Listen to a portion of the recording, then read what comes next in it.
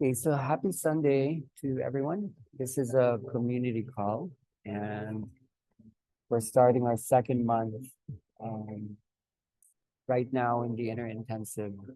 And this means that there would be more um, commonality between the space of the intensive and the studios mundos, where some terms are a little bit more familiar for many of those who are coming to know inner dance now, which isn't always simple. Inner dance can bring about simplicity, but inner dance can go quite deep.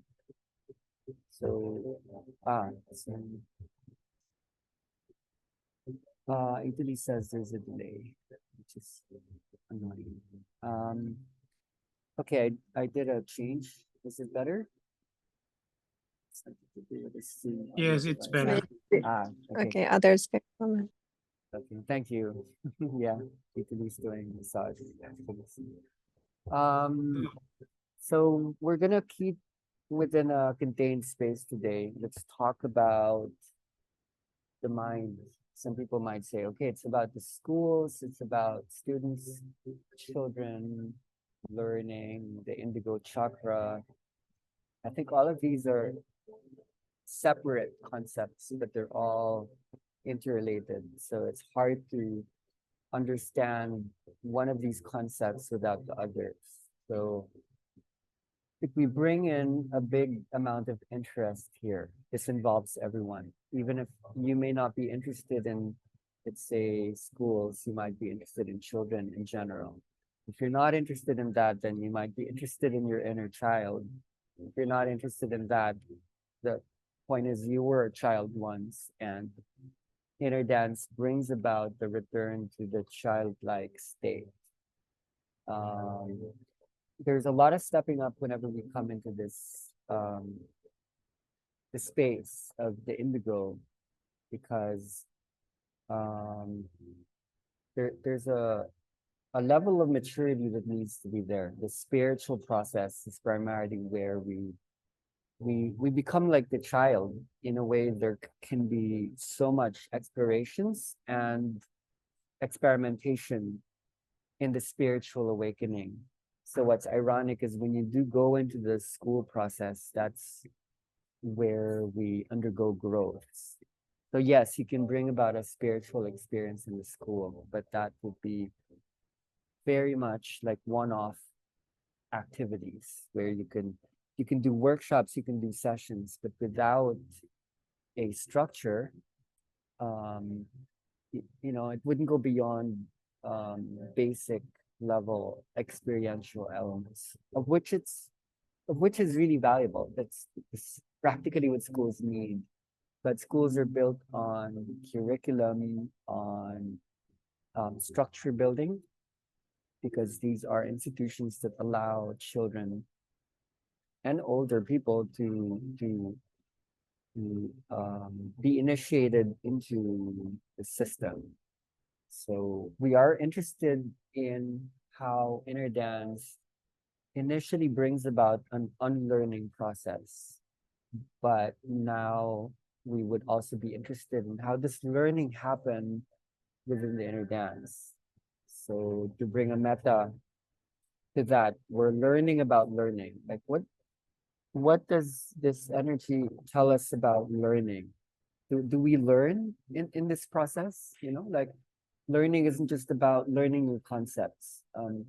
Habits, even addictions, are kind of a learning system unto itself. You learn how to keep doing the same thing, and that could become habitual. That could become an addiction as well. So when we hold energy, there's a kind of learning that takes place there. It's to do with the mind and to do with the body. So this is maybe a way of starting to check in with a lot of what's been happening to you. It could have been like weeks or months or years, however long you've been in a process of transformation, and then containing that within this energetic construct that we share, checking in what have you learned? You know, like what have you learned? It's probably going to be a lot. You could say, oh, it's infinite, like what I've learned, which I believe in. I know what it's like. So to contain that within the meta, what have you learned about learning?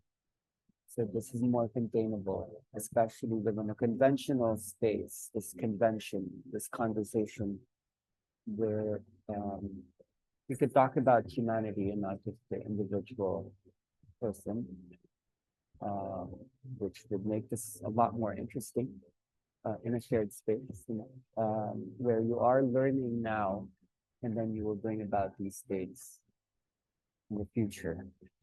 I'm going to maybe not have to share the entire framework on how inner dance is a learning device because there are Zoom calls both in the past and in the future that could be handling that material.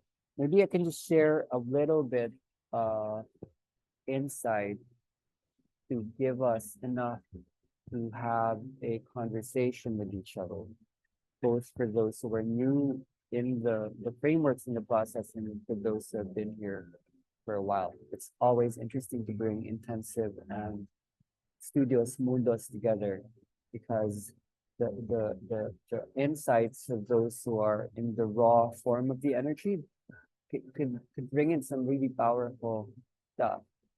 But for those who have been experiencing this for a long time, there are abstractions and layers. There are knowledge elements that are really, really interesting that normally come up after years of holding this in oneself and the others.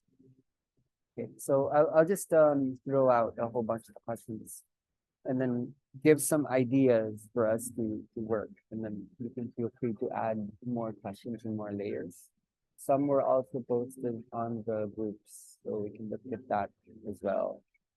Um, I'll give maybe just a short kind of outline for us to have just a starting point. Um, so in the inner dance, there's a lot of experience seeking. People are seeking to experience themselves and what's outside the self. This could be the earth, the universe, society. I want to experience my grandmother, my dad, my mom from inside me. I want to experience my culture or the planet uh, through the vantage of the self. So it takes a while so that this question would lead to another question after we've had enough experiences. One question that I ask myself is, what is an insight and how is an insight formed? So at the beginning, this would be a figurative question that when you hold energy, actually come close to an understanding of how is an insight formed. An insight isn't exactly an idea. An insight usually feels much bigger. People describe an insight, it's like a eureka moment. It's like an aha moment. Ah, okay. I'm seeing something that I wasn't seeing before. Some people would describe it almost as an intuition where something seems to be coming from outside my own head or my own mind that I'm not always capable of. I have memories of when insights have come, and they're usually really quite powerful. She's asking, is there an echo? In this room, yeah. I don't know about the system, but I'm in a room that has an echo. Yeah, it's a little bit hard to hear because it's like a music when you speak or like blurry. Good.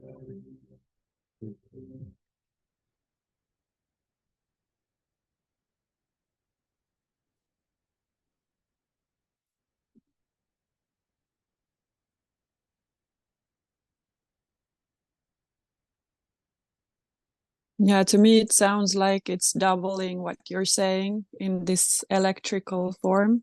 Ah, okay.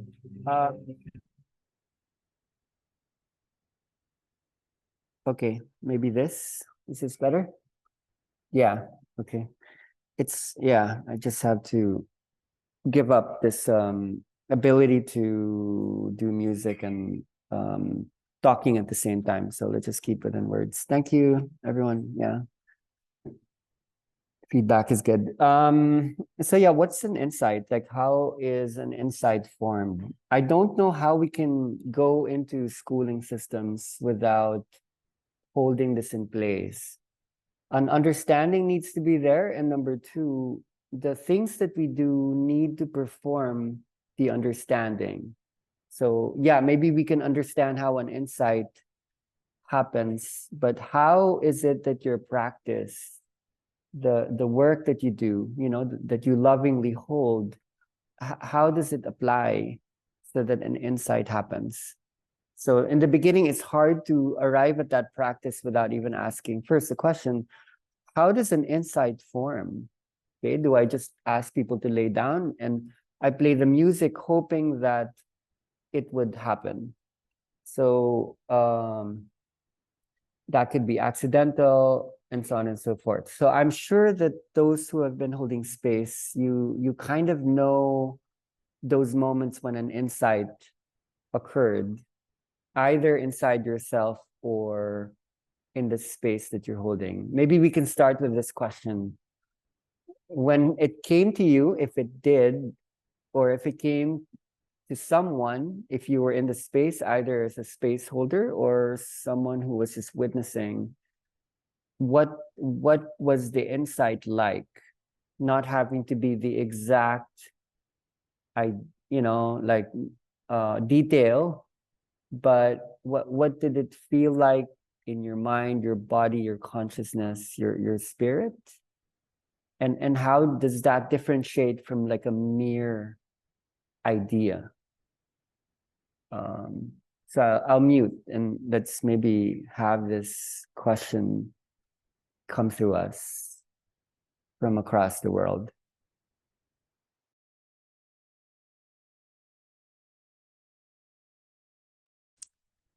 Hi, it's Johanna from Finland, and to me, arises like a short reply or like a response to that it's an insight is something that combines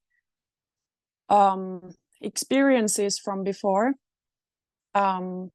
learned knowledge to a body awareness, that something transforms in a way that it's not coming from outside with a notion that something is happening, but it's like the multiple ways of perceiving are being combined. So many ways of perceiving the present experience, translating something that was there already before in a form of knowledge, experience, and then it reforms a perception that used to was there to something new.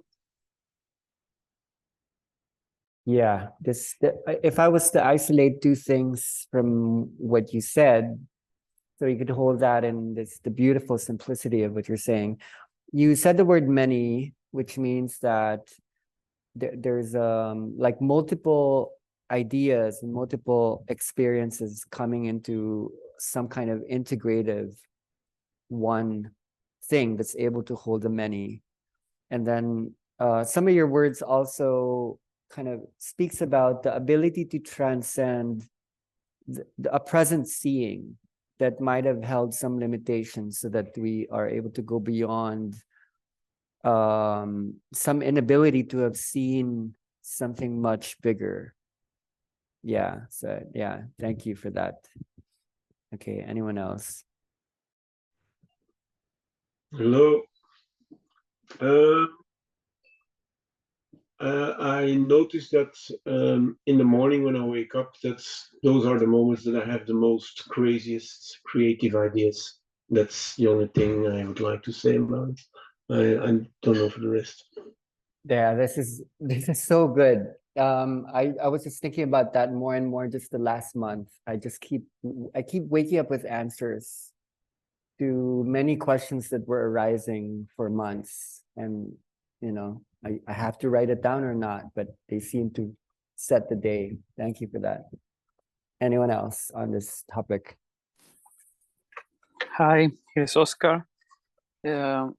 Well, talking in base of how the entrainment that happens in the body mind, also in the perception and envisioning too, and also in the awakening and dream state, all this tangible and experiential change that we are accumulating through the process of laying down. And at the same time, in my case, how through sound I was able to understand that nature is synonymous of intelligence, that I'm not searching for intelligence. Nature is intelligence. And through that feedbacking, which is re-ensembling in the tuning, in the frequency, in the aptitude, and also in the present, something like, I suppose, I need to be related with this famous term that is lately sounding, and I'm learning a lot about homeostasis or homeostasis. And also it was arising a few things today in base to what you were sharing in the chat, because, for example, in more technical terms, if we, in terms of sounds, if we, in order to listen in something, we need to vibrate, and sorry for the specification, for 44,100 hertz per second. In that way, our ears can perceive, our consciousness can be accessible to be listened and accessible to listen. Because when we respond to intelligence of sounds in nature, which is the same, I was reflecting, Pai, about how you were modifying the tempo. You were talking about the tempo, especially in the Studios Mundos, and how the space, the timeline that vibrationally my body is meeting this state where intelligence is present, is not potential, is there, and is transferring, is alive. How this speed, when it's accelerated or it's slowest, can really reshaping the perception of dimensionality and the literality, and how the other elements that we are discovering with more precision, of course it will take the time that will take, but how especially it can be very specific what other things are taking place in order to allow to magnify this nervous system and perceiving this awareness, this here. So maybe I hope I don't get lost for what I wanted to say, but yeah, thank you. Thank you. Has been very inspiring this time here in Maya. Thank you so much. I think if you were to listen to what you were saying, in general, insight is vibratory in nature, which is somehow non-verbal, because most of what you said actually had terminologies in vibration. You would talk about resonance and sound and frequency and hertz. So insight seems to have a sound that allows us to, like, connecting that with what Mikhail and Johanna was coming from, like this ability to hold a lot, which especially happens at certain times of the day when we're not really in our kind of thinking mode of things. Okay, yeah, amazing contributions. Anyone else has some inspiration for us? Yeah, here's Achlan speaking. I have a more simple explanation. Like, when you forget something, and you put it somewhere and you search for it and you don't find it. And then you forgot about that. And weeks, years, months later, you find it again. And then suddenly you recognize, oh, you know the whole path of the thing which came back into where it was, you put it. It's like the way it comes back into your sight, inside. That's how it feels like. You knew that it is there and you know how it took the path, but only when you find it and it's coming your side. And somehow it feels like that your mind is feeling and your body is understanding it. So that at the same time, it's how I feel inside for me. So it's something to do with remembrance, but there's something about rediscovery there that's I don't know how to exactly term it, but discovery is usually to find something new, but the way you're framing it, it's something that is not new but was always there. So it's like remembrance is a good word, but there's something about discovery there that's almost like a game. Like we have to forget it so we can remember it and find a finding of it. Interesting.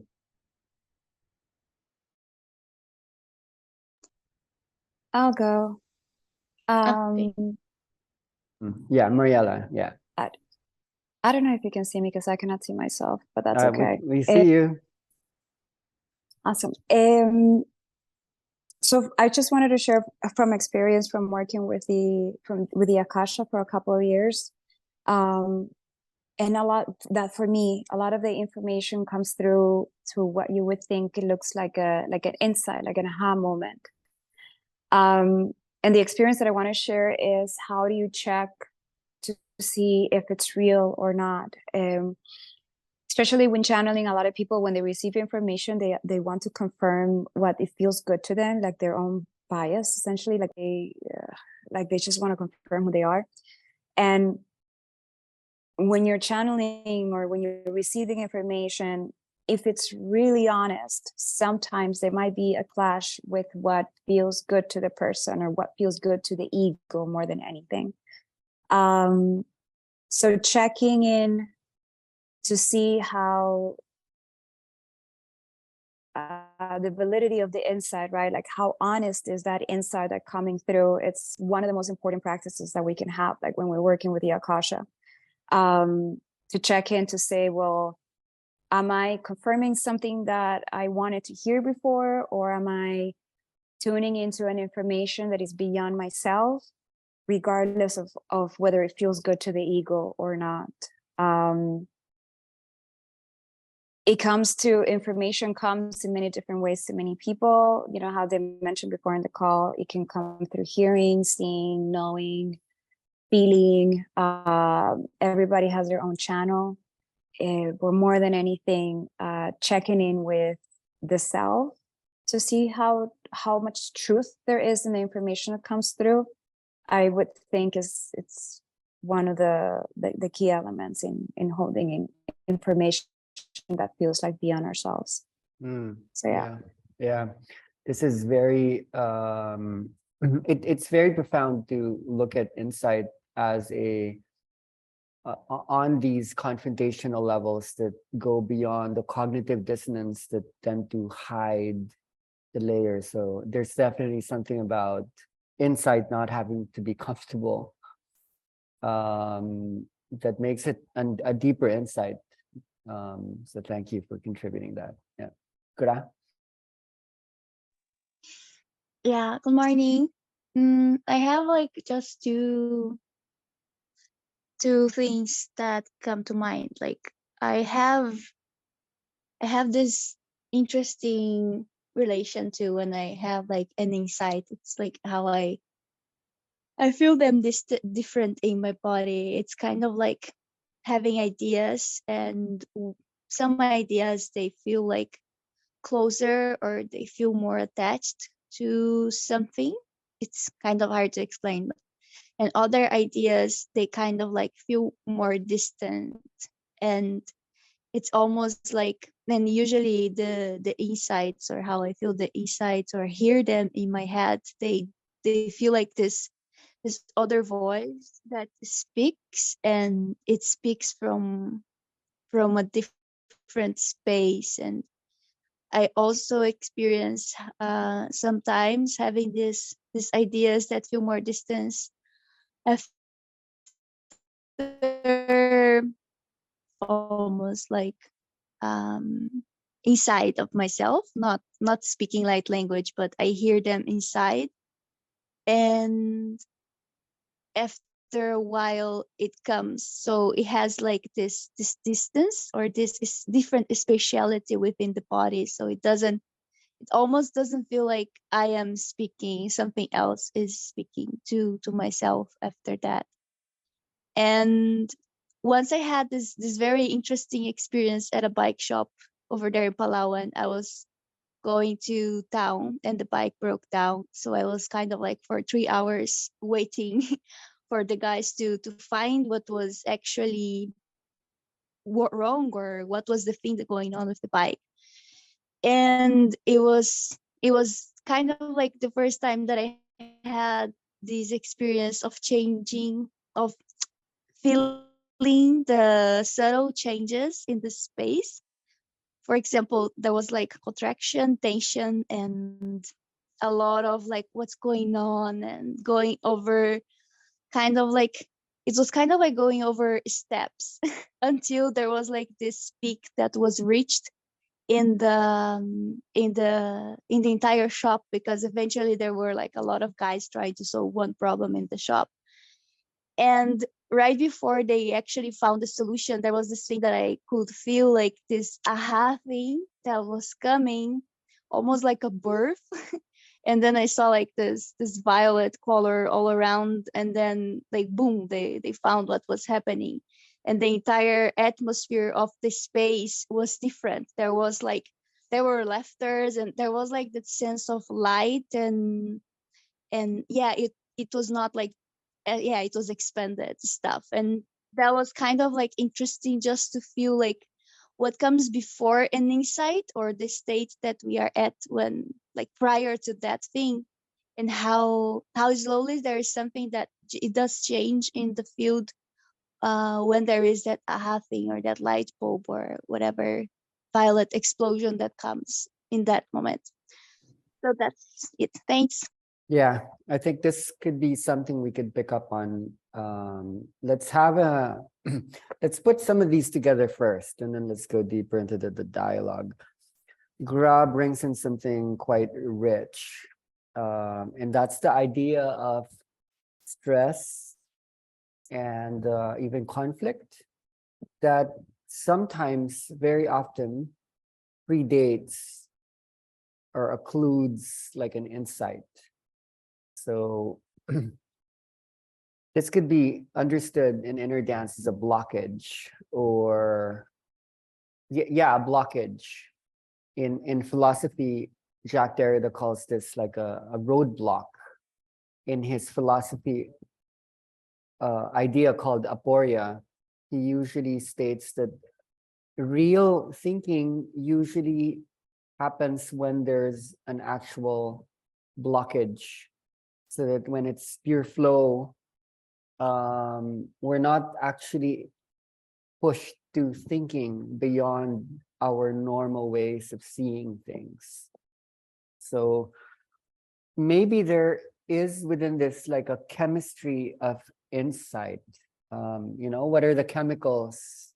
What are the neurotransmitters? What are the so that when we pick up on the sounds that we use to bring people into the stages and the states of consciousness that undergo alterations, in some stages using music or something else, you can bring up an honesty as to the problems that were there that were maybe not being acknowledged.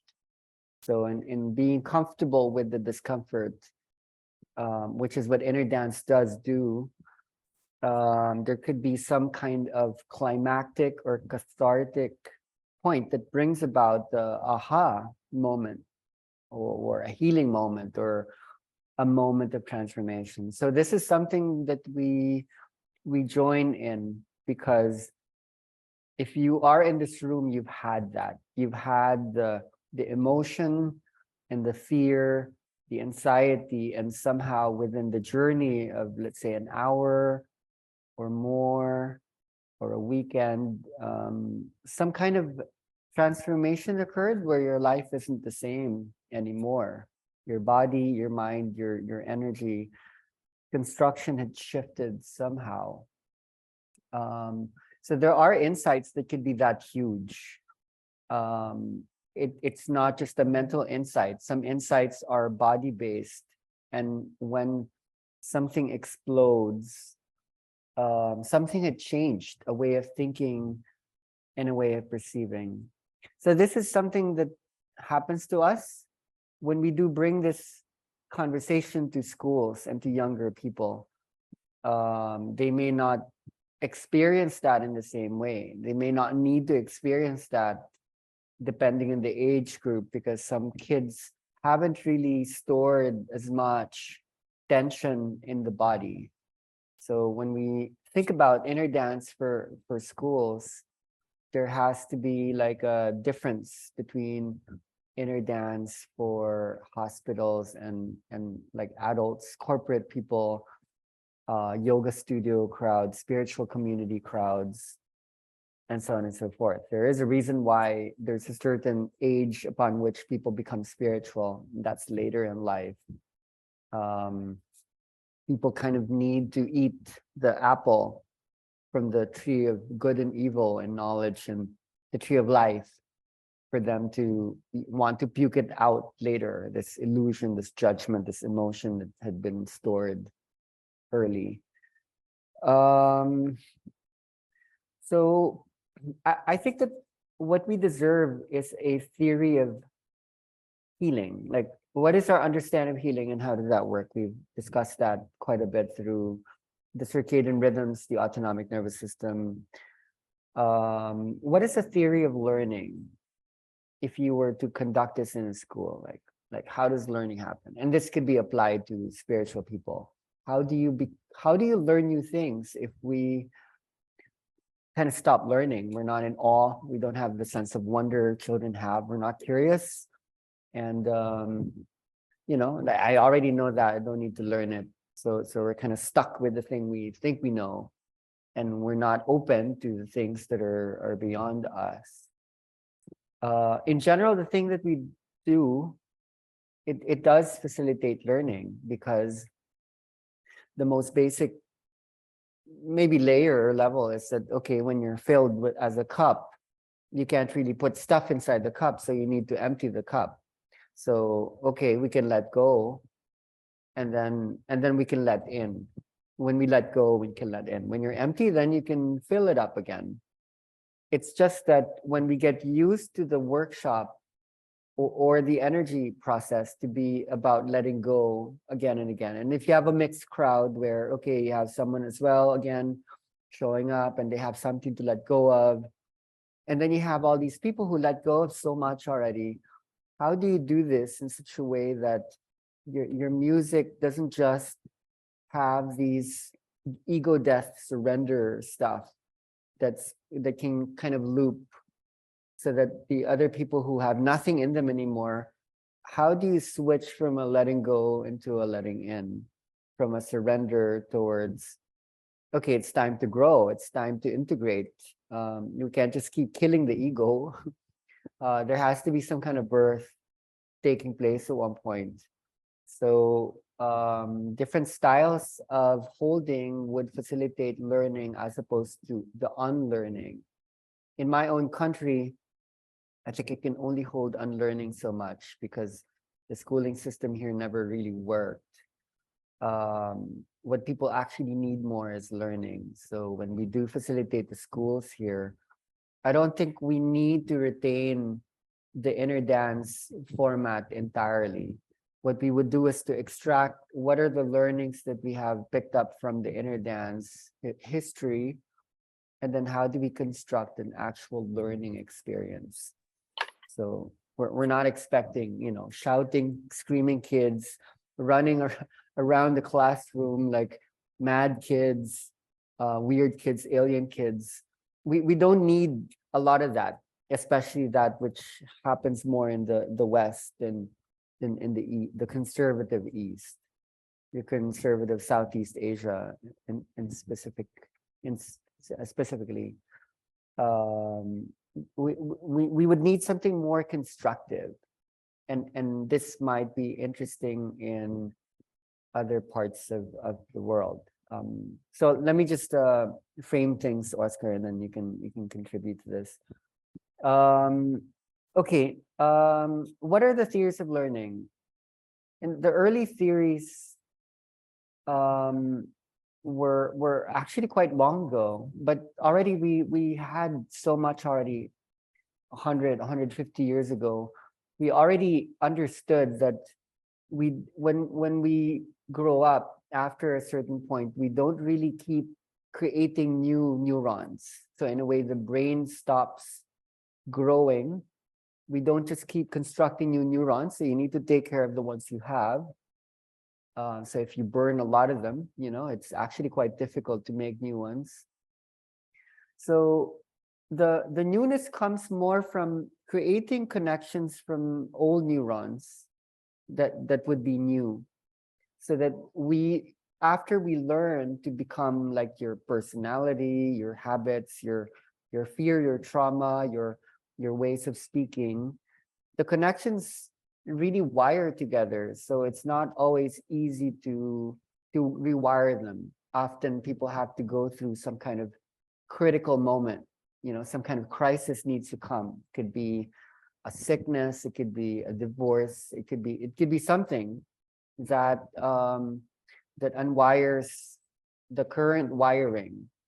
One of the most basic theories of learning from a synaptic or neuronal perspective is from Donald Hebb. In 1949, he proposed that when you keep wiring, when you keep firing certain neurons, could be one or two neurons. When you fire them, then you wire them. So simple, but that's stuck. And now that's the most basic foundational theory of learning. When you fire together, you wire together. So in inner dance, when you light things up, when you create a connection between neurons, you create a circuit. And that is how learning happens. But there is such a thing as long-term learning and short-term learning. So that if you fire once, that's not really going to do much. If you keep firing, then, maybe fire 10 times, maybe the potential grows. Fire it 100 times in the same way, and it's going to keep growing. So when you assume a certain pattern, certain wiring will take place. If you have a certain style of conducting music, a pattern would come up, and that's going to be Hebbian by nature. So there's such a thing called long-term potentiation and long-term depression. Starting with long-term depression, trauma leads to long-term depression, so that when you experience some kind of pain or emotional discomfort, most likely you won't go for that. Okay, so say you experience some kind of despair or physical pain. Why would you keep going there? Why would you keep moving your body that experiences that pain? So that's how long-term depression happens. Long-term potentiation is kind of the opposite. So there's a whole neurochemistry that allows you to look for opportunities that will bring about more pleasure and will avoid more pain. So a lot of our traumas were built out of long-term depression, and a lot of that is Hebbian in nature. You would not fire neurons that would lead to things that you think would suck, would be yucky. And a lot of these are maybe familial. It happened in family, it happened in school, let's say with a bullying process, or let's say with some kind of abuse from the family. It could have happened because of anything painful creates that long-term depression, so that you're most likely unable to learn something new coming from that bad experience. Long-term potentiation could be the opposite, in a way that, let's say, you kept going for something that you liked, that seemed to give pleasure, then that could be an opportunity, unless it became an addiction. So learning could still be relatable to addiction if you're not going into this with further expansion. If the patterns were beset purely by pain avoidance and pleasure seeking only. So when we observe humans around us, including us, there is some kind of stagnation that does take place in the human mind that inhibits knowledge, wisdom, brilliance, and genius when we become selective learners, in that way that I'm kind of describing now. So that the body, being the kind of wise being that it is, it's always making decisions. It's always making preferences. Okay, do I like this? Is this good? So in many ways, inner dance can counteract a lot of these patterns that have taken place. Like, we're able to bring people deep beyond or outside these wirings that have set, so that maybe different wirings could be possible, because we're always constantly interested in, okay, what can be new.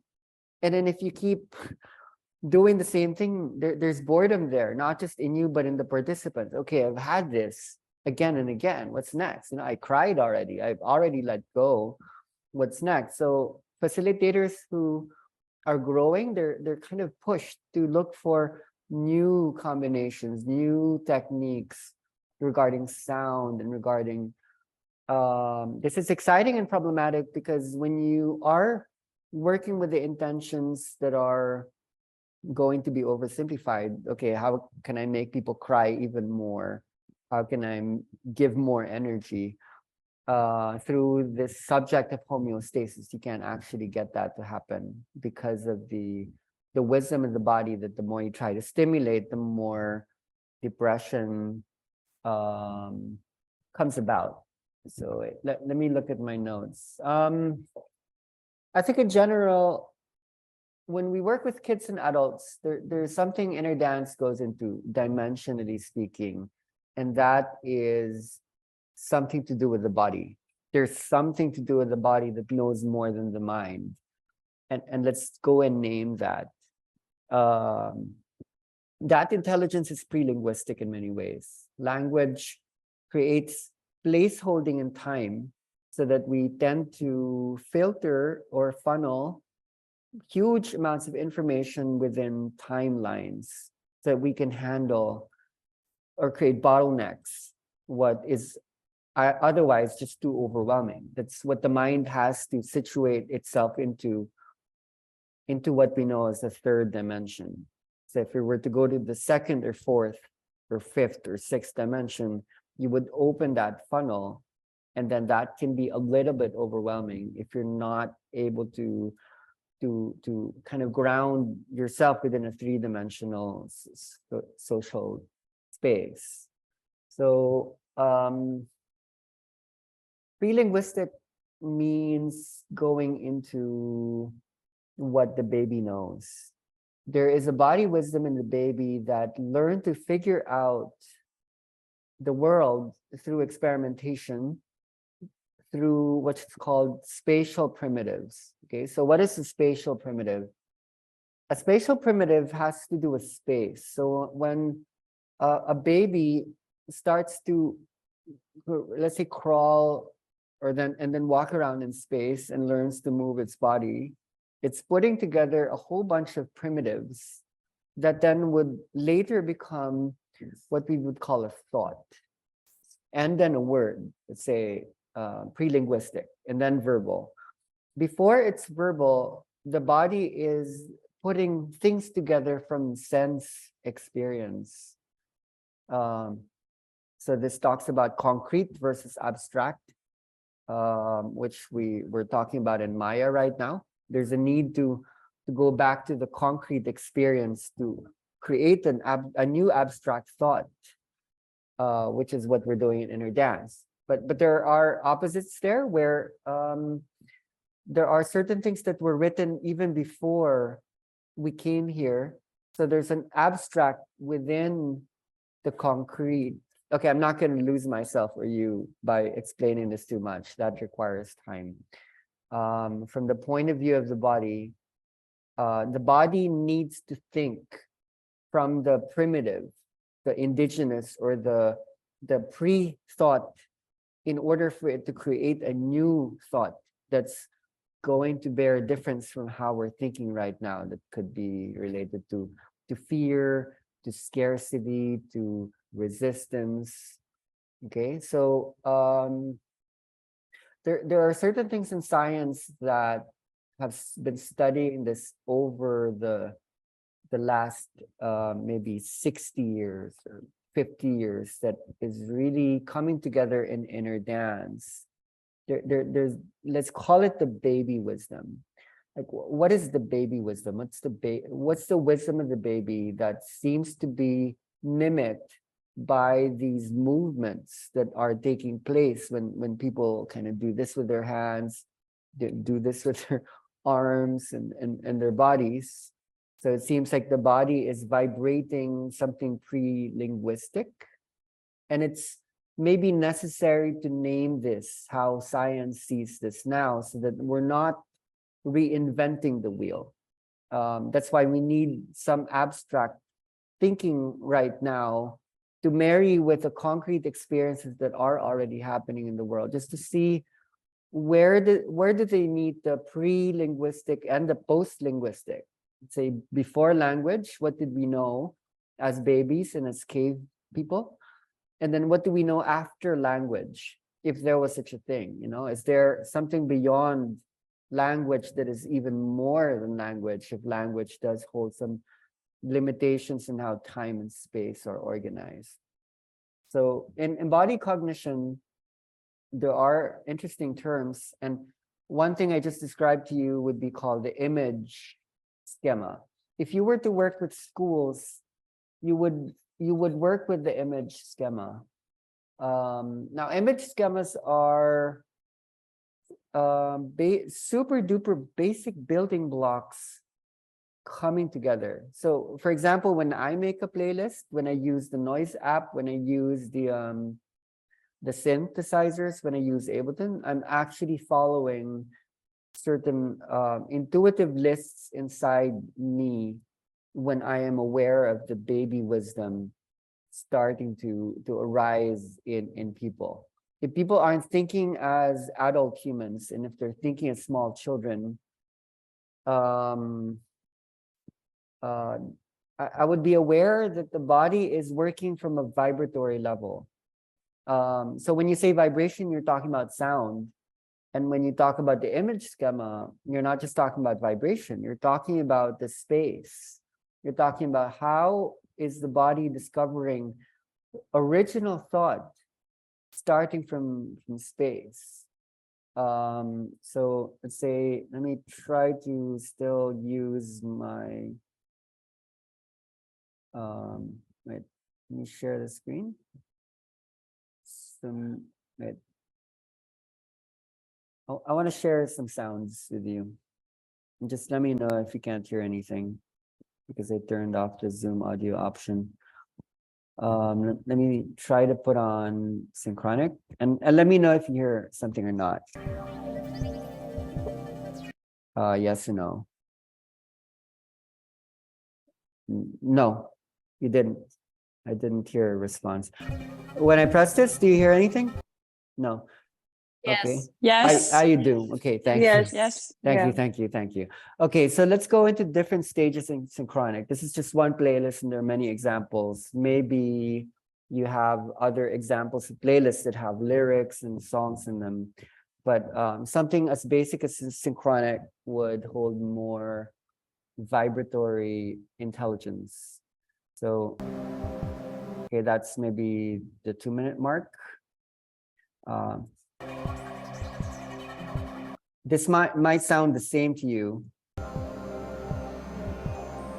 but they're entirely different, like for me. And I'm gonna explain in a while why. And then let's go somewhere more forward.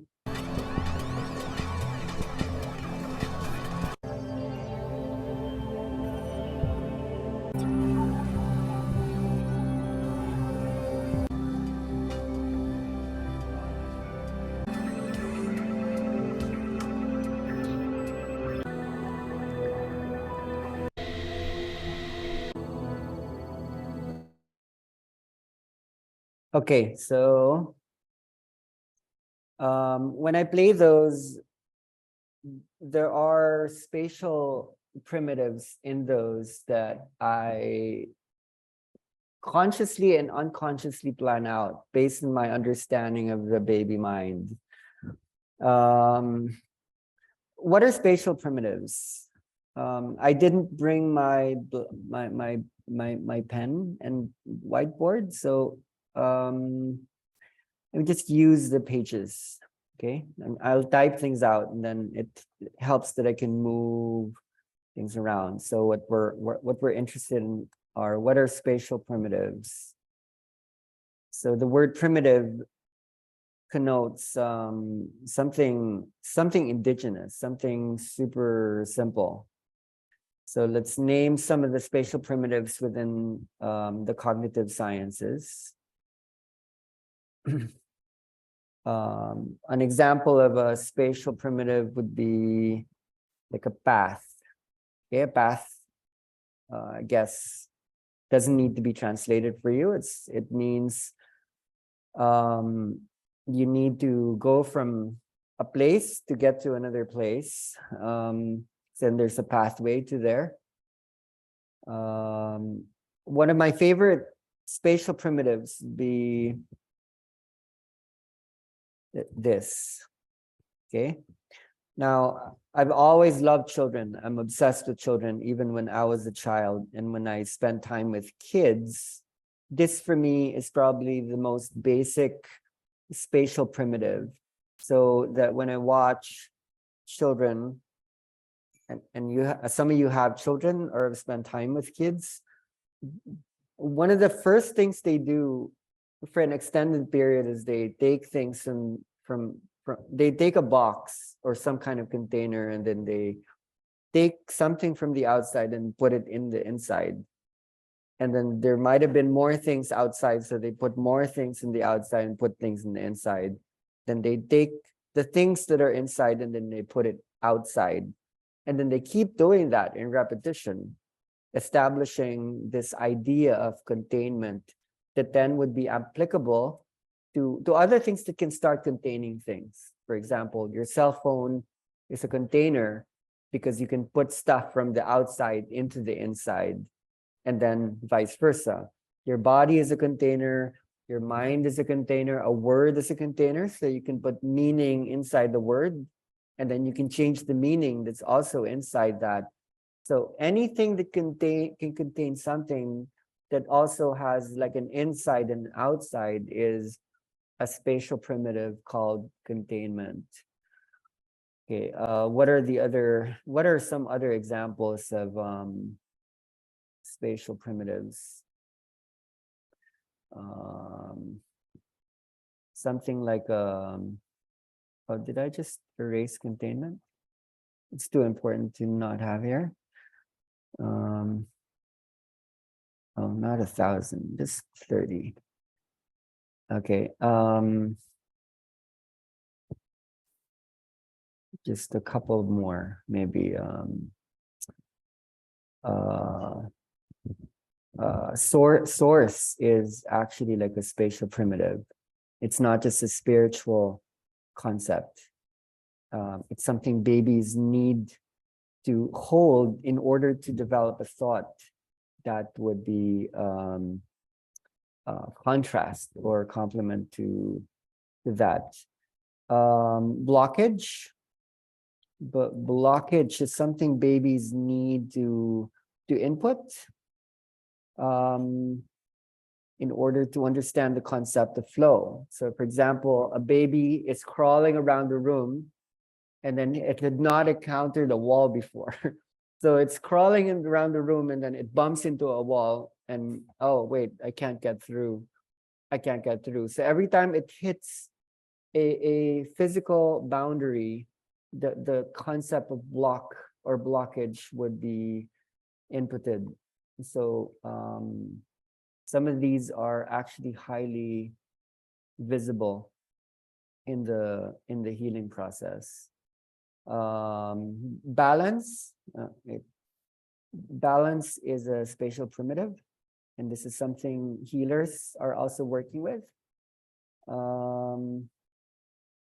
Okay, now where Gra shared something, there's a spatial primitive there, and that is basically called a cycle. More specifically, in the work of Mark Johnson, it's called the cycle climax. Okay, so a cycle is pretty much something within time and space that is connotative of there's something that rises and falls or builds up and settles. That could be like the seasons, that could be the week, that could be the day, where conflict or discomfort would go into ease at any one point. So the things that I'm describing to you are basically simple architectures that are begun in the body before a thought is established that would later even become a word. So that when a baby going into toddler years would start to verbalize an abstract, okay, a lot of it begins with these spatial primitives. Like an example of an abstract would be the word good. Okay, a good is really not a concrete experience. You can't really describe good as a certain color. What does good smell like? It's an abstract thought. So what a baby initially would feel or experience would be the spatial primitive that would be connected to good would be verticality, for example. So up is good as opposed to down. So every time there's a bodily experience of something good, very often it has something to do with an upward motion. So for example, relating that to containment, if the glass is filled with chocolate milk or some, nice juice, when it's empty, when the level goes down, then not good. So a lot of these are collected by the baby body and the baby mind in such a way that we learn to think based on how we initially experienced the earth. And a lot of that experience isn't just personal, it's from the culture that's imbued by the baby, or it could also be evolutionary based on how the species kept experiencing all these spatial primitives over and over again. So you can imagine here, what if you tried to construct a non-dual, non-judgmental, unitive universe? You couldn't really work just with the spatial primitive experiences that humans had over time through electricity, magnetism, balance, homeostasis, and so on and so forth. So when I share with you certain stages within synchronic, I build into it a source path goal primitives. Balance schema is another, cyclic climax would be another, unblocking versus flow in another, containment in another. We can listen to some of those elements later, but we can generalize it. When I construct a playlist or use the noise app, when I choose a certain sound, it's actually to communicate to the baby mind that is going to eventually discover a thought, create a kind of idea.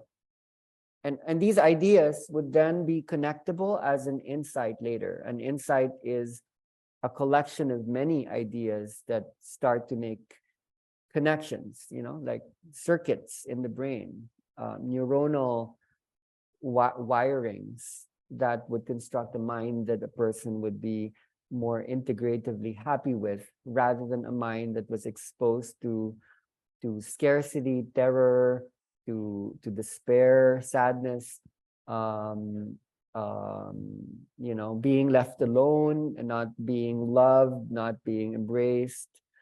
To understand how a mind is reformed, I'm not just going to go around hugging and loving people. I would try to figure out, how does love come from the inside? So there would need to be vibratory messages that would bring about like fullness, abundance, sufficiency, connection, like oneness, as opposed to what might have been communicated as separation, lack, that formed the brain. They say that by the age of 6, your brain would have already formed, so that your personality would have been determined before the age of 7. So there is a reason why we would go back to the early years, so that a reformation or a rediscovery would take place, so that exactly as Ahilan is saying, you already were perfect. You just had to lose your perfection, only to be able to discover it again at a particular point in time. So what I'm giving here is maybe some advanced insights within science that would take a facilitator maybe years, decades, centuries to perceive as patterns. To unlearn means to deconstruct certain thought systems that were built from spatial primitives, like the balance schema. Like you would unbalance people so that they could reach a new balance. Center periphery, where there's a clear thing in the middle and then something around. This is what babies kind of need as well as spatial primitives, to understand the idea of the middle and the edge. So maybe you give an experience in the beginning of that okay, the self is the middle, but throughout the process, you would actually break the old center, which is definitive of what the ego is, so that a new sense of identity or self could arise. And were you to speak that vibratorily speak. So do you see how it kind of works on a basic level? Vibration as an intelligence exists for the child, but at the same time, there's space. There's this idea of the image that isn't just like the thing that you're looking at. Image for the baby is spatial in nature. Spatial meaning space. Like when the baby starts to access the room that it grows up in, certain decisions are being made as to how the mind would be shaped according to how the body would come into the world through fear or trust. Yeah, so once you deconstruct the sense of center, periphery would be the boundary, so that the self would start to decide, okay, this is me, and this is my healthy boundary, this is my space. And I am a container, and I can put stuff inside and outside. Psychology would arise from those really, really basic elements. I think were we to work with kids, we would still work with these spatial primitives, because many children, either from the East or the West, have not really had the length of slow time to allow them to grow holistically. A lot of children were forced to grow up too fast. So to allow them the evolutionary and the developmental time to actually form themselves, you would give them back their vibration that can grow within the space or the spatial, the image schema, that original architecture, so that from that a new psychology would be formed. This gives us like a whole new definition of what the womb space actually is, because the fetus, the embryo and the fetus were already figuring out these basic primitives. The fetus does dance. They are moving within the womb. And then when they come into the world, they are trying to retain the amount of freedom that was there as they were floating and moving the body within not just the womb of the mother's belly, but the cosmic womb that gave them access to the universal space. So going back to the outline, there's something about long-term potentiation and depression. There's something about the ability to wire the circuits together through certain ways of firing that's not just going to be random, not just going to be, okay, let me just keep exploding. This is not complex. If you know how to build, just allowing enough to settle so that it's not just always the catharsis or the screaming or the shouting or the crying. Learning would happen on some of the more settled, relaxed parts of the journey. And now there are these discussions about like songs, lyrics that bring about these emotions, these response mechanisms that kind of get a little bit loopy for the taste of some facilitators. How to shift the letting go and surrender and the emotional crying, laughing towards the building of intelligence. There are these new ways that are interesting and are coming up in the studio work of a lot of people. Okay, so I'll let this go and see if we can have a dialogue about this coming from your wondering, your experience.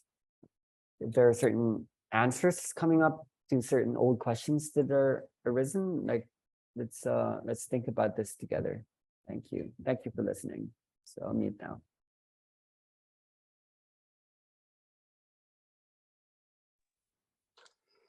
Well, from past experiences, and also with the intention to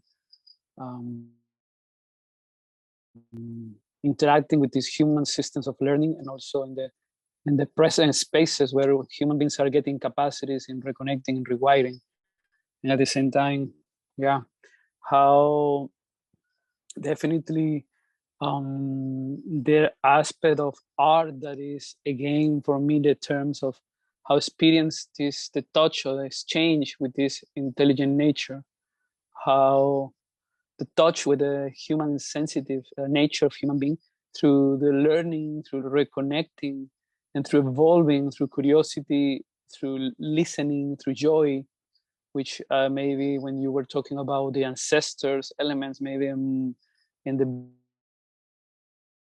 basic, yes, the listening, the joy, they are part of these basic elements.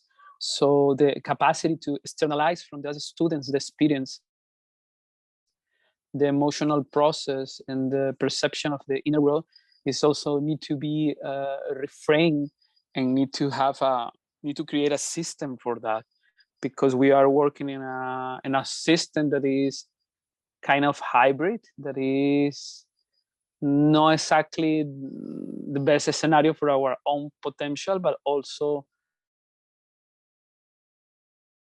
have borders and have objectives, have goals, and there's parameters, and how to the ability to translate that experience, inner experiences and realizations between this innate that inner dance can give to them, to awaken on them, to curious on them, and this translation continues through the ability to place it in the tangible world, maybe parallelly and transversally with reading, with painting, the same music in itself, the same movements, as a part of the answer from the participants, in this case for that system that is able to lay down in the middle of the core of the old system, and there being updated, being entering a dimension that is not the classroom, and becoming the classroom also the body and extension of the classroom, and how this can be interesting, how extending this classroom into this practice as a space inside the schools. So through that abilities to locate, to place this in the external world through writing, through painting, through movement, totally. is becoming discernment. Yeah. And Yeah. is refining the decisions and the preference for the participants. Yeah. The last thing is, okay, you want to say something? Yes. I want to translate this in terms that are concrete. So when we do a healing process, a big part of it is actually the disintegration between it's like melting the glue that holds the senses together. Because a huge part of what a thought or an ego is when we're integrated as a personality that could be filled with limitations and fear. So there's something interesting that's very multi when we, for example, this kind of schizophrenia when someone's having a catharsis or a deep moment where something might be happening to a layer of the body or the mind that's really deep. It could be ancestral or cosmic. But at the same time, there's something very normal as a layer where the mind is still thinking on its own. So there could be this possibility that a person is like, wow, this is so deep. I'm in the universe. But then there's a part that's still there watching, looking at the part that's being cosmic and like, oh, wait, I need to go to the airport and I need to take care of the kids. And I need to go to the bank. It's still kind of thinking often. So there are these two layers.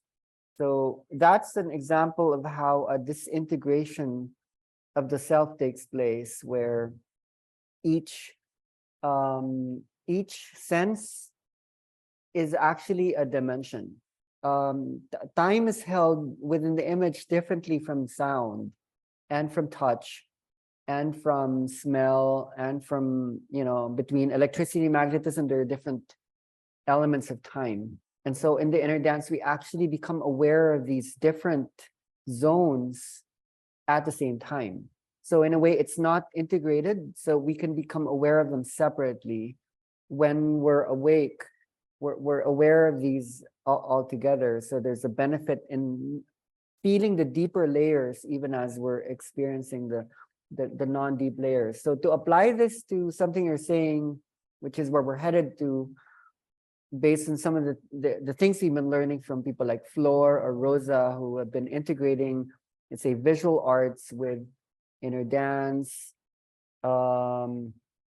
We wouldn't just disintegrate, we would bring about what's called the multi-sensory integration.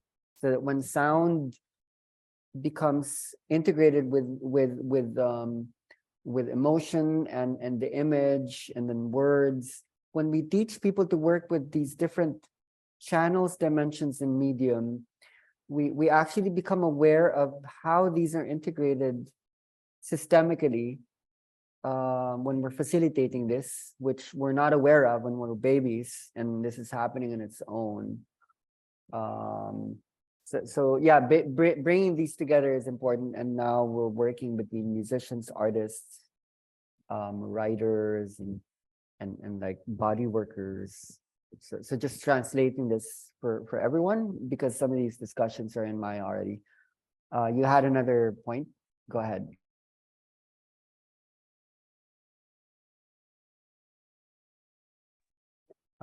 Okay. Yeah, so this is more or less the framework that's coming out in our work with schools. So we're not... Sorry that I couldn't open the mic. Okay, so other thing is the other competence, the facilitator or yes, the space holder need to realize that we need to have in order to interacting with the school system, because it's not just a space for holding the session, holding the bodies and holding the sound. It's also how to make a following, how to design and a structure to feedbacking what is going on, and how this can be impactful in the development and the movement that also the educator is doing to interacting with us, and how it's also as a human and father and also as a teacher, he plays many dimensions at the same time. And it's important this approach, human approach between the space holders, because the professor is also a space holder. Yeah. And well, and the last thing is about baby wisdom. It's like, to me, also, it's not a mystical, but it's like a living intelligence that is already active in the baby, and is searching for being condensed to becoming tangible, to becoming something concrete, in order to gain spatiality and domain in itself. I don't know how to explain it, but it's this in nature that is there, impressing and receiving. Yes. Yeah. Well, it's inbuilt in the work itself anyhow. So to give some description on some of the work we're needing to design this week, partially why we're going into this discussion, which is how do we arrive at the how? We're discussing with the science teacher and the MAPE teachers. So the MAPE is music, art, healing, and physical education. And all of that is interdance to the principal and the teachers already. So they would like us to work with the science teacher and to look at the other subjects where music, art, and healing through health, like health brings in a healing component for the children, post-COVID, post-typhoon disaster. So the science teacher, when we talk to him, it's like, I can talk about sound waves, and they can experience sound waves. And literature would be more of how we bring in storytelling. So when people go into inner dance, normally they receive the energy. They receive music that was constructed by someone else, and they learn to surrender. But with kids, we may actually need to give them the power to construct the music themselves. So we've been learning like sampling techniques in Maya or in inner dance, where they can take the sound from rocks, hitting rocks together to make a rhythm. They can construct, they can take the sound coming from the river, and then they can make like a song out of that, which could become a music video that could be posted on YouTube and shared with other children that would hold like a story. But maybe we would make them experience all of that first, coming from the experimentation that Rosa was doing with the prison inmates in Bilibid, Manila jail, listening first to nature, and then seeing what would come up in their imagination that would be interpreted in the image, in the visual arts, in painting or sculpture, which would bring sound and image, the left and the right hemisphere of the brain, into whole systems, into like whole system schooling, hearkening from Howard Gardner's multiple intelligences, where to become a complete human being, you would need musical intelligence, kinesthetic intelligence, in intrapersonal, interpersonal, mathematical, existential be the spiritual. And Maite in studio said, oh, there's a new intelligence, and it's called nature intelligence.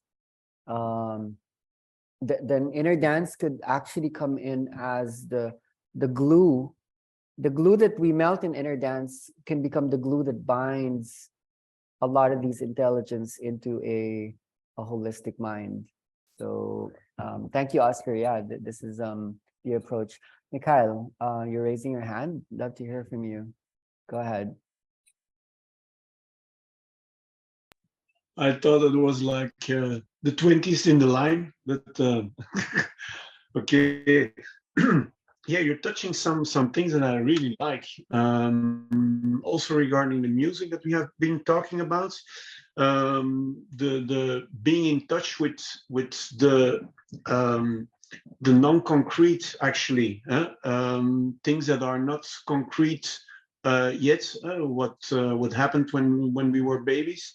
And also what you said about constructing the playlist, that yeah, it balanced things to another time to me, and also how we experience time. Time is linear, but yeah, it should be not always linear. To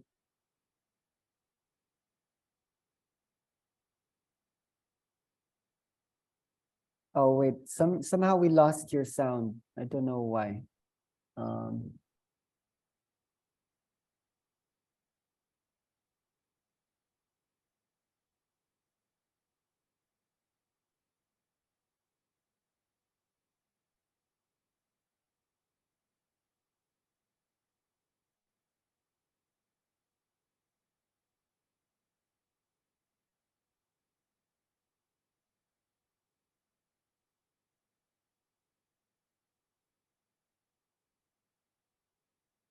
wait, can you guys hear him? Or is it just me? No, we cannot. Michael, your sound went away somewhere. It's interesting. I don't know if you can hear us. He can't hear us as well. Okay, let's try then.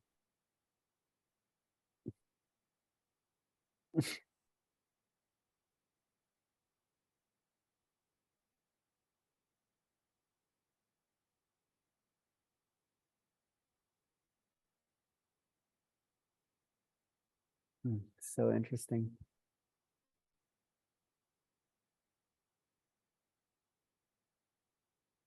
Yeah, I don't wanna just go on and have him talking and then we start talking. Mm.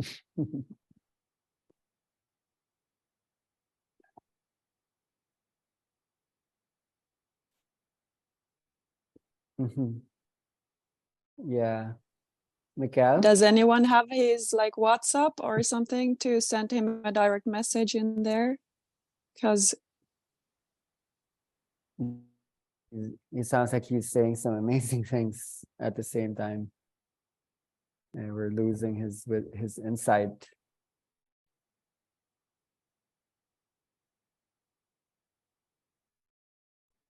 He's in another dimension.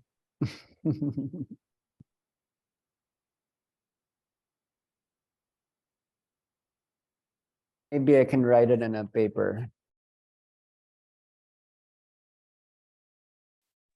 he finished. Oh, Hi. yeah, He but now my finished. problem is I don't think he can hear us. So, Right. Yeah. wait, We couldn't hear you. yeah, and I don't think you can hear us. Sorry. He can write his insight on the group chat or in the WhatsApp later. Suzu, let's hear from you. Hi, everyone. Just a sort of side note about the transition from the more musical song playlist into the noise. When I gave it to my mom, like I said, she kind of slipped into it beautifully, and it helped her to sleep and many beautiful things. When I shared it with another lady who has problems with her sleep patterns, menopause, and sort of stress and everything, she was very resistant to the noise. It bothered her. She suffers a lot of vertigo. She has a lot of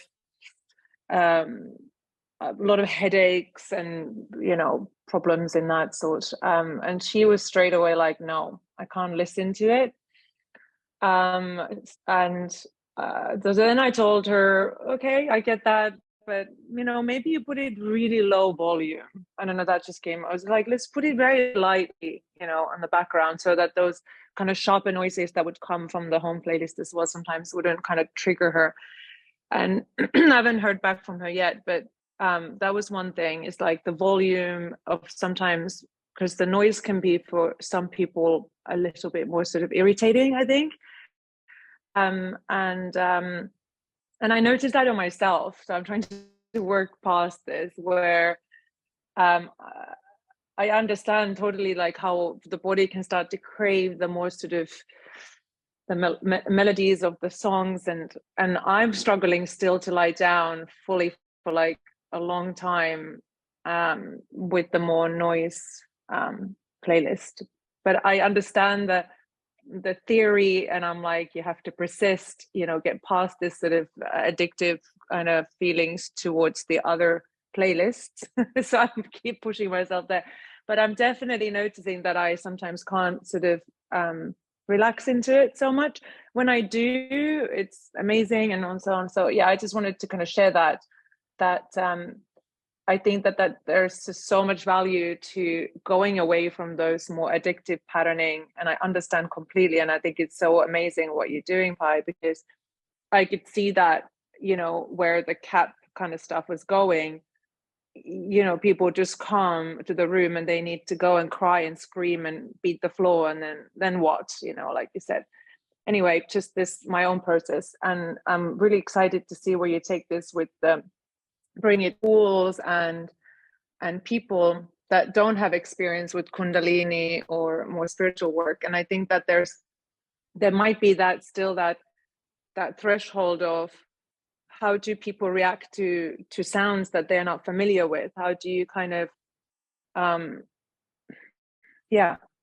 do you introduce it in a way that the resistance threshold is a bit lower? Maybe that's what I wanted to say. Thank you. I'll just say something quickly, that these playlists that are being shared, they're the ones that are within the online journeys. They're definitely not going to work for most people. So they're very experimental, which means they're accidental, and they're not really by any means refined, because the energy is still finding its expression. So they're mostly for the ones who are here right now within transition, so that not so that we can experience something but just so we could study certain things. So we're not experience seeking by any means. So it's really, really, really early to understand where music is going, where energy itself is undergoing shifts, not in the beat per minute of the music, but in the beat per minute of the heartbeat, of which is the one almost making a decision as to where do I settle now. But these feedbacks would be valuable in terms of what they do, and we're all going to own up to what these mean. But it is true, these maybe should be low volume because they're quite raw. And it's not really the music we're listening to, but more the neural frequency coupling that holds delta gamma states like simultaneously. So yeah, thank you for your experimentations. I'm glad people aren't so scared and are still going forward with these. I'm just as anxious as everyone, to be honest, about these, because they're super raw, super vulnerable. Okay, Mikhail, maybe your voice has righted itself. Let's do a test. It sounded like you were onto some interesting things. I don't know what happened. Have you heard something or not?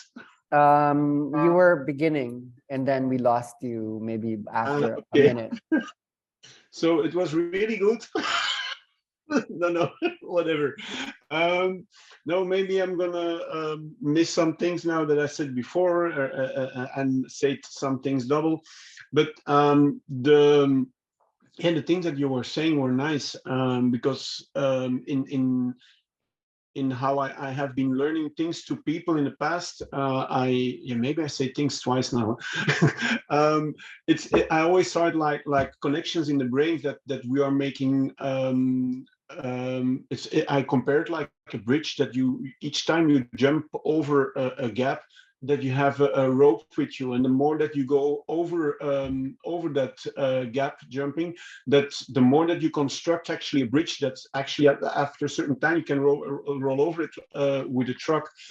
And that's how I see things, how learning is the connection. But sometimes we have to go in the other way around. I give an example. If you learn somebody to swim, and even the or few people to swim, even the one who is more physic can learn something different.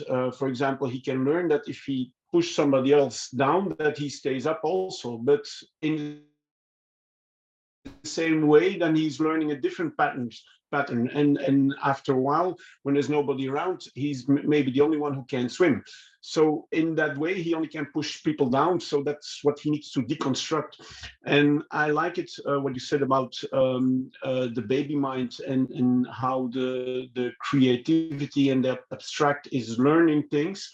And that making connection again towards that state of mind, using the music, which you have convinced me now more than a few days ago. Yeah, I see that now, so that's nice. What I said also about the making something concrete. Yeah, that's I always saw that in a way that it's our natural. It's like making ourselves immortal, and in a way, whatever we do, whatever we create, whatever we say, the love we give to our children, and yeah, that's making something concrete in this world. And sometimes making that concrete stops to something like I explained with Lego blocks, for example, that you make a truck or a car with Lego blocks, and you make yeah, you make the wheel square. And after a while you try to make by adding other blocks, you try to make it a little bit more rounder, but by deconstructing it, it goes more easier to maybe, yeah, add some round wheels and come up with that idea. So yeah, thank you very much, because it was really interesting for me today. Okay, Gra. Yes. Okay. I was listening to all of it and scrambling some thoughts. So yeah, I was recently having like a very interesting conversation with my niece. She's 8 year old. She's 8 years old, and she was asking me, Antigra, like, do dinosaurs exist? And then I was like, okay, this is an interesting moment to check how I would deal with nonlinear time explaining. So like, and then we went into this thought, and like, not to say like that they are extinct, or not to say that they are gone. So I went into some conversations with her regarding like multidimensionalities and same time, like experiencing the same time, experiencing things at the same time as other things. So we kind of like, I kind of have like an experiment with that. And I feel that this is also like, when we look at the schools nowadays and with the challenges that teachers, they have been facing regarding all of this, because kids, they are exposed to this already, to this multidimensionality of things, or virtual reality. And most of our schooling system is still based on like code based learning. Like you need to either memorize formulas, or when we look at the different approaches to learning a language, how it went from for example from translation, when you're purely like copying, or being more like code based, and then it went into some repetition. Like another way of learning a language is by learning how to repeat some sentences, and then eventually internalizing that. And there is another approach to learning that language, which is like the communicative approach, in which we realize that we need to have more focused, or more personalized, and more social context around learning a language. So I was kind of like looking at this progressiveness that there is in the learning theories and how things go like from code to context, and having my own fun realizing that maybe inner dance will help us kind of like ease the pain away of having to deal with code and context at the same time. So I was having like this fun, enjoying what would the lesson plan be like when we are bringing inner dance, like especially like when you are building a lesson plan, you need to think of why you are doing what you're doing, what are the intelligences, what are you targeting it, and it's like presenting how you plan the journey to be successful for the kids. And when we look at like not problem solving kind of approaches to things, or what we study nowadays and how we study language nowadays with different genres. Like you have the text that is written to the newspaper, and you have a text that is a recipe, and like a cake recipe. And then you have like different ways of building the text, and you also have different words or different formats. For example, for the recipe, you need the quantity, and you need the ingredients, and then you need the description, how to do it. And if you're writing an essay for a newspaper, you have a different structure to that. And all of this to kind of bring in the space that we're kind of like looking at how to make things more body based. I feel we have been trying to do that all along since we've been trying to school or create a schooling system, how to make things more body based or more specific to everyone's reality and everyone's way of learning at the same time, especially because like when we look at the material that is handled to the schools, they are mostly like bringing these theories or these problem solvings or this like math problems that are clearly not relatable to kids' experiences. So we end up like not ever using or knowing how to use a Bhaskara formula. I don't know if you guys remember the Bhaskara formula from school, but it does turn out to be that very abstract or non-reachable reality to that kid, because it's purely based on the decoding kind of mechanism. So merging like this code and this context reality and how to do that, it would also like reshape the school and how we teach teachers as well. Because I was then like, okay, if we have one kid in a class that is asking, okay, teacher, do dinosaurs still exist? And how would then a lesson plan help that all of the nuances, all of the textures, and all of the subjects from that? Because you can look at evolution, you can look at science, and then you can look at time perception, but then you can also look at storytelling, you can also look at ethics, or I don't know, religion, if you're studying like in a school that studies religion specifically. You can also look at biology and chemistry from one single problem or from one single question. You can actually hold multiple subjects. And this is like from a teacher's perspective or someone who has been looking at education, this is what scares teachers nowadays. And when we go into interdisciplinary approaches and telling the teachers, oh, now you need to know a little bit of everything to be able to teach or to facilitate learning, this is kind of like challenging for a lot of them to be in a space that, oh, really, do I need to know math now to be able to teach language to these kids?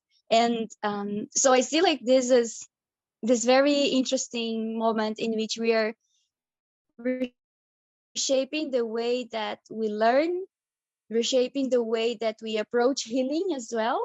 Because as someone said, like, yeah, we're not just bringing the Kundalini world into this. We're actually learning what is this from this work or from this method that can be applicable somewhere else. So and that we're reshaping like the way that we're learning, or reshaping the way that we are also building or having a school. So a school would be entirely different, or maybe there will be at this point like different teachers at the same or facilitating the same group of kids. I don't know, I was just having like these ideas that these teachers, they, you have the science and music and biology teacher all in the same room in the same day having this conversation, and kind of like guiding the kids, or you know, like, okay, you guys, you want to learn about this part of the subject, you go with the biology one. And then just to also help facilitate a little bit of the stress or the tension that teachers also go when they face themselves merging, or they face themselves going into these intersections in their own subjects and disciplines, and how to do that in their timings or with all the amount of things that they already have to prepare in order to be in that class. So yeah, this is pretty exciting. And yeah, thanks. Thank you for all these, Gra. They're super valuable, and they're really looking far ahead. To give a situation, or yeah, in Maya we can always start our own school, but at this point, we're going to be working within the system. So we were approached by the principal itself. Actually, with the 3 schools that we're talking to, it's the heads that we're talking to, and this really big school that has 800 students, we were approached. So the proposal is actually coming from them. When you were in Maya, you dealt with the Department of Education, so you know you know these things called competencies, and there's this checklist where each child needs to learn this and that. So definitely we can only veer away from the curriculum so much. So let's say with 800 kids, there are only 30 teachers. It's very third world, where a class would have as many as 45 kids, and the day is pretty packed. So to try to jumble the system too much within the first year or two would be, they wouldn't be able to do it. So these ideas are good, maybe from a school alternate visioning, where we're building a school from scratch. What you're describing is actually what my sister did maybe 17 years ago, and she was known in the Philippines to have created one of the most integrated schooling systems in the country, from early education onwards. So what we do have these retreats that we can do with the teachers, so that there could be some dialoguing as to how to create like whole systems learning. But what I see Inner Dance doing that can bridge so that it can get to that vision of yours, what you're seeing now, would be to begin with experience, because that's what the children don't get. So for example, for their music class, there's no musical instruments. And so the teacher would talk a little bit about the music, and then here we have the kids staring at the teacher, listening to her talking about music, which they're not experiencing. So maybe they can study the dinosaurs, they can study music, they can study sound waves, but they're not experiencing it. So what we would be looking at is it actually possible to build a new space in the school using the eco bricks, the mud house techniques, so that they would have like a sound room, like a temple, where maybe 40, 50 kids. On Friday, we have to make these presentations to the children, 100 kids at a time. I don't know how much we can hold their attention. So we're not creating anything alternative at the moment. We have to do things inside the system. So what we're being given is the MAPE and science class integrating. So that could be an hour and a half at a time, where they could experience some of the music, and then they can make art. They can make videos, they can do storytelling, so that the brain, through the multiple intelligence, can start to come together. And maybe in a couple of years, we could see the teachers getting enough feedback that maybe even they are experiencing the dimensionality. Maybe they're having dreams at night. Maybe they're going into insight, even just them maybe watching what would happen to the kids would be more free form.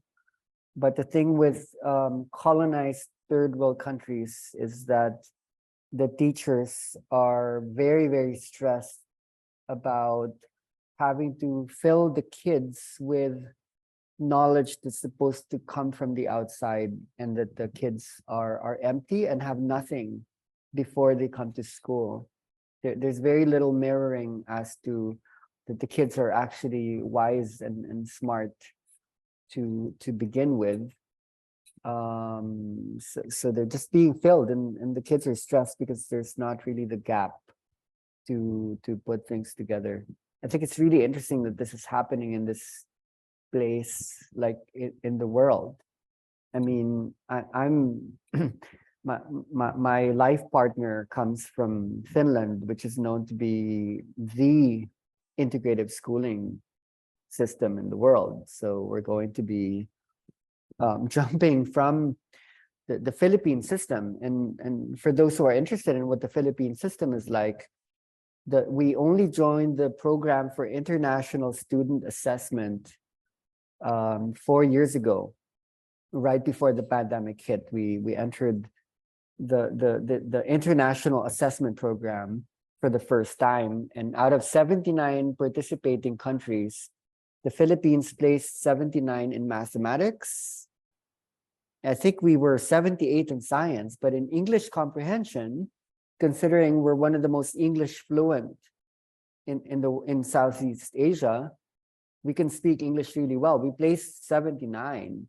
So it's rather interesting that we're given this experimentation with children who are supposed to be at the bottom of the bottom of the bottom of global standard on any of these subjects. There's no other way to go but up. You know, it's like a broken thing. And that this is before the pandemic. We were one of the longest, if not the longest, in lockdown. The kids only started to go to school last October. And even then the face-to-face was so like controlled. So the children are stressed, the teachers are stressed. These are just situationers for you to understand where we're coming from, that the situation here is nothing like how you understand schools that are kind of working. You know, there's frustrations there, but the experimentations that are taking place here right now, there's a reason why we are so easily invited into the what is normally super duper duper duper rigid. But when we do come in, it would only flow so much. So we need to hide a lot of the level of insight, I think, in the beginning through experience, so that the wisdom needs to come from inside the young and the old. And then a kind of non-hierarchical dialogue could come about where the principal isn't holding as much, the teacher aren't holding as much, the children would start to hold more. If there are assessments that perceive that this is actually working. So my care here is that we're not experimenting here. We are going to be talking to the heads of the Department of Education in the city, which is the largest city by land mass in the Philippines. We're then going to be talking to the province level DepEd, the Department of Education. And then in the past, Maya has been in conversation with the national level DepEd. So when we work with one school or one student, we're working with the whole system through modeling. So it just so happened that we're getting this donation from Roland Corporation, which is like a ton of musical instruments. So suddenly, if there was a chance to actually build like a sound temple within the classroom, there would be things to put inside that's not just ideas. Like these schools are lucky, coming from like a lot of nothing. Suddenly, like this is not like extracurricular. Like our conversations are to build this inside the system. So we are expecting you to show up at one point here, Gra, and other people who would be interested in this. This is it's a lot of kids. It's really a lot of children. And once we talk to DepEd, this wouldn't just be the Bakungan High School, which is the largest schooling system in the north, Puerto Princesa. We're going to be needing to do large-scale teacher trainings because we can't just facilitate the kids. It's the teachers who are facilitating the kids. The timelines that we need to work on would be across like a 5-year, 3-year process. So this year would maybe be about building the sound temple. Of course, we don't call it that in a Catholic schooling, system. But I do find your point really interesting in terms of time. Like, what is time perception and how do you experience that? So when you think of dinosaurs, what is history in relation to that? And how is time perception able to hold information that could be more massive if they go into a dimensionality? But because we can only talk about it so much, they just need to experience it right now. We just needed enough of the science to be able to contextualize this. And the teachers are listening to us and they're like, okay, that's a brain state. That's a brain wave. Oh, that's neural frequency coupling. That's interesting, that stress is related to like this kind of brain state. And they're like, okay. That's really cool. There's enough context, but we can only go so deep into that as how it might relate to the school subjects. Then they experience, and then the change occurs paradigmatically from a synchrony and not from a diachronic space. Right. So, Mikel, did you raise your hand again? Yeah, I don't know if it's interesting to say that, but you were talking about educating kids and everything. A thing I've noticed, maybe it's not directly related to it, but it can take into it. I've noticed with a lot of teachers, and not only teachers, but also coaches, and we have to be careful for that also. Every profession has its, let's say, this formation, his disease by how much you do it, that you are deforming your perspective of doing it. And I noticed with teachers that they have a habit of, it's an addiction to power that they are building up. And that intertwines also in how students, how kids are getting the information also. It's something that the kids notice more and more also. And I say that with the power addiction, I always say that it's a contradiction. It's like the more you have power over others, or that you think you have powers over others, the less you have power over yourself, and it means that others have power over you. So it's a thing that it's not something that people like to talk about, but that has a certain weight within the process, I think. Yeah, totally. Thank you, Mikel. There is a decolonization process at work in places like these. And when you look historically at the Philippine model, when the US took over the Philippine system after Spain, with Cuba, we were in fact the first to be experimented on after the British had learned how to do things in India and so on and so forth, where there was a total creation of a system that would help to fuel the factory systems that were coming in from these large corporations. So the schools here exist primarily to put factory workers to run the companies, low level, not anywhere in the executive position. A lot has changed already, where the Filipinos are working on very high level positions in the US and Europe, across Asia. So somehow the humble beginnings have really, but a lot of that post-colonial process is still inculcated, especially in the provinces. So what's interesting there in terms of power is that actually no one has power, because the people who are running the system are just as disempowered as the ones who are the learners in the system. So it's not that difficult to work along these lines as compared to where you might be coming from. Yeah. I'm not talking power, but I'm talking about power over the kids. Yes. Yeah. And Mm. and that's yeah, we have it here also in our country, and kids, they notice it more and more that yeah, that teachers become sometimes yeah, what is the reaction of an addiction? It's yeah, junkie behavior. And what goes with junkie behavior, it's like, yeah, the truth is not important anymore, because the addiction is more important. So those things, it's and it's not something that is that they are bad people or something, because it happens to the people who are most motivated to do their job as good as they can.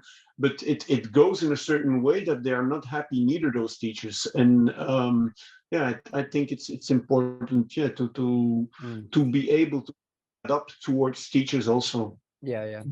No, I get you totally. I was coming from that it's not as big as here, but it's still going to be something to discuss for sure. We will see.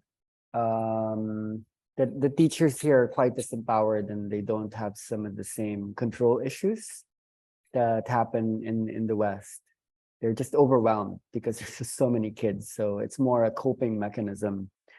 There's a lot of heart, and there's a lot of compassion and empathy, but definitely they do display power, maybe out of necessity, because how can you control 45 kids if you don't control?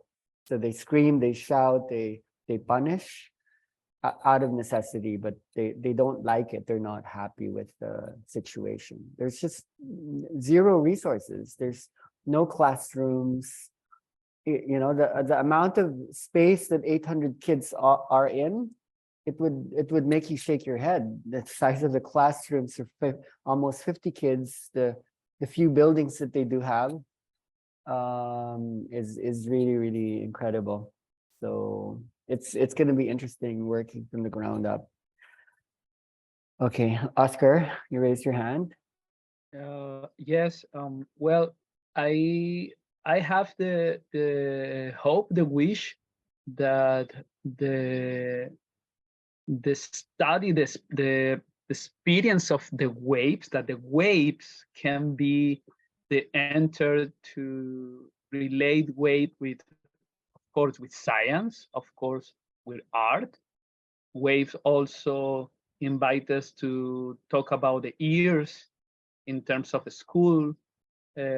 Sound invite us to consider in the experience how we can, with the children's, talk about the concrete, how experience the concrete, and how the abstract also have the handle, because in terms of concrete and abstract, there's different layers of work, and of course experience, of course conceptualization, and of course activities for the children's, and also for sure for the teachers. So really in my case, the ability the inner dance has to translate the the experience of the wave, and what wave energy and intelligence is in itself, and at the same time how electricity is in itself, and itself how is the body experience in itself.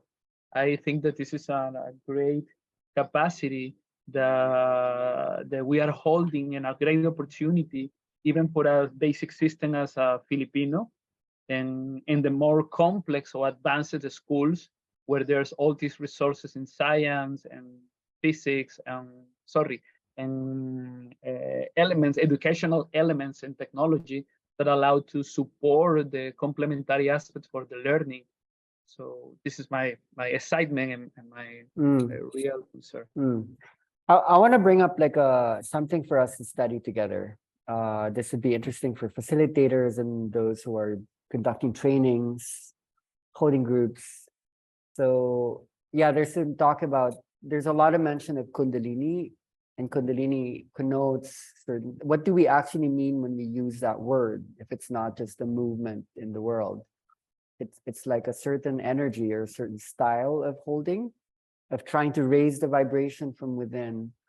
So were we to bring neurological and structural terms to that, what does it mean? Because Kundalini exists within inner dance.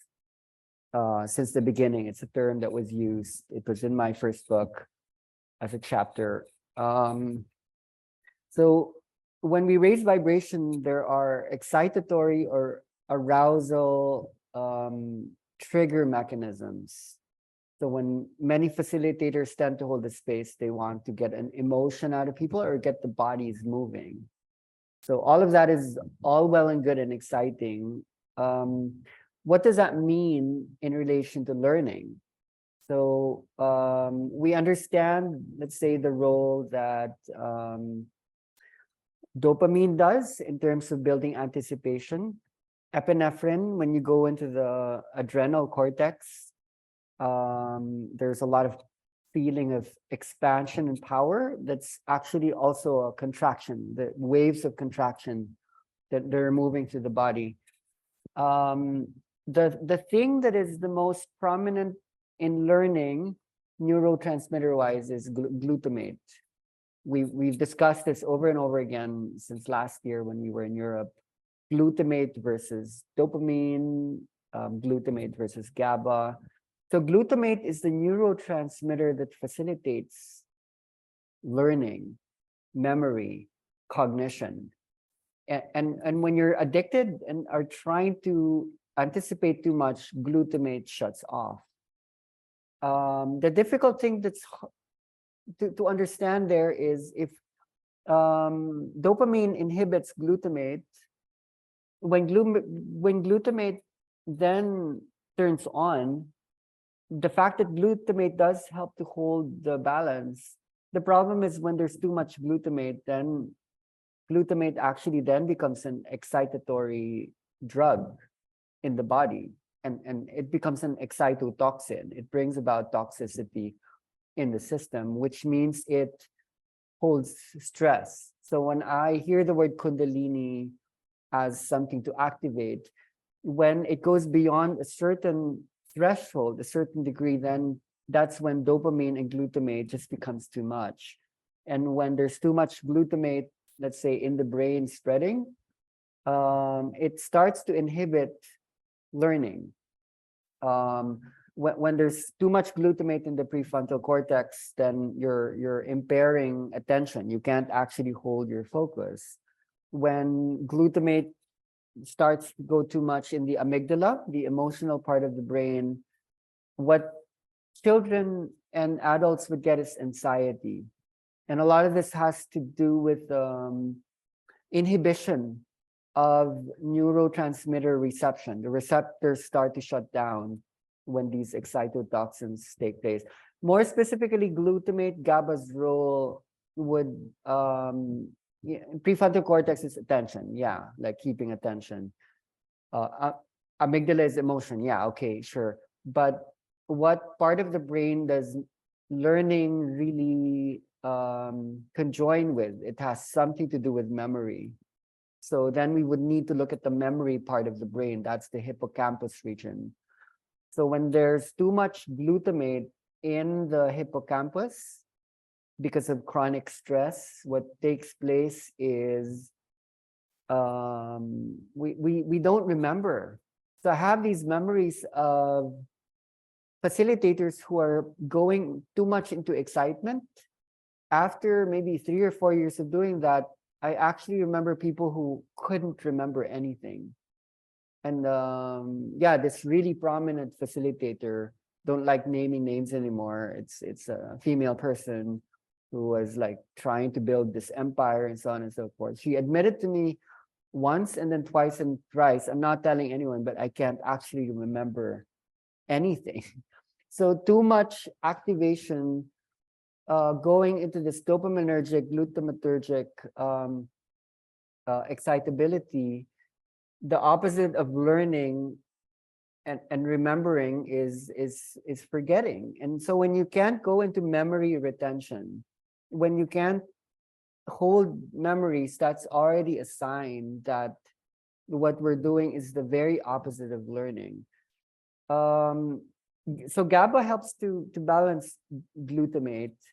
The difference in GABA that interests me is GABA inside children is excitatory, and then when you become older, GABA starts to become inhibitory. It's how you you slow down too much long-term potentiation. It still goes back to long-term potentiation, long-term depression. In the adult, there is a need to depress just as much as to potentiate, because if you're potentiating too much, you won't be able to balance the neural circuits. So for an adult to stay balanced, you need enough uppers and downers. And maybe because we were too rigid when we got suddenly like access to healing energy, there was this excitement to release as much of the memories, to undergo the ego death as possible. People were letting go of memories. But what hasn't been incorporated in a lot of the styles facilitators use is, then how do you create the base for new memories to arise? So because a lot of the training modes that I'm watching right now from people who are really new in the experience and now training a lot of people, they haven't incorporated this because they haven't experienced it yet for more than 10 years, for more than 3 years or 4 years. Then they're not incorporating sound elements that would allow the glutamate GABA relationship to build effective synaptic connectivity that would insulate. We're talking about myelination of neural circuitry. For inner intensive people, we'll be talking about this maybe on month 3. First, you wire circuits. You wire neurons together by firing them. And firing is directional. So if you want to build a thought, there has to be like a source and a target that is directional in nature. This is called spike time dependent plasticity, where like certain things can come from the concrete and then the abstract, from a physical experience of the world that's related to fullness, sufficiency, love. Then you can build an abstract on that that's going to be the new thought system of a human being. So the more you're able to successfully move from the baby state to the adult state, something needs to stabilize at one point. So Kundalini is only maybe a first stage process that could hold connotations of release. If we understood how release elements take place, then what stages would hold a buildup and then the stabilization process?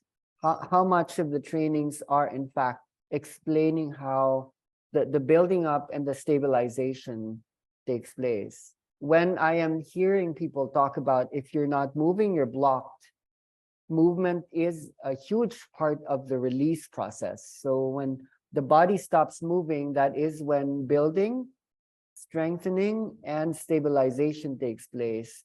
There is already something foundationally wrong just based on that one statement that if you're not moving, you're blocked. I've heard, God, I don't know how many times I've heard people say, I had a training and that was what was said, that if you're not moving, I'm blocked. So there's a celebration on maybe just one of the initial stages that belongs to a complete transformation process. So in the inner dance framework, we could not have arrived at an idea of stabilization without the release. But the idea of stabilization has been something we've been looking at for a long time already. So the spaces are quite mixed right now with people who are new at this, who are asking, how can I activate and how can I trigger? And then we have people who have received the trigger mechanisms over long periods of time. and are interested in, like, how do I stabilize this life force energy that's moving a lot inside that doesn't know how to slow down or to stop. So understanding wiring systems, firing systems, strengthening systems would be key to to knowing balance, maybe. And even just the differentiation of the brain state of a kid and an adult already requires like a lot of research. What the REM stages of a child is very, very different from the REM stages of an adult. So the kind of playlisting that you would create for both sleeping and awake wouldn't be the same workshop really for a 60-year-old and a 6-year-old, 70 or a 7, or a 10 and a 100-year-old. One is building and one is like deconstructing. So because a lot of our systems came about from a certain age group, somewhere between, let's say, 25, 30, more likely more massive over 35, 40, which is when people are beginning to get into the midlife or quarter life crisis. A lot of the younger people aren't really in this state of like, I'm interested in throwing things away, because they're still needing to attach to that and even have a positive addictive relationality with the thing that allows them to enjoy the parts before they would be going into what's the whole the wholeness that's comprising of the many parts. So within our community, we're not trying to solve problems right now.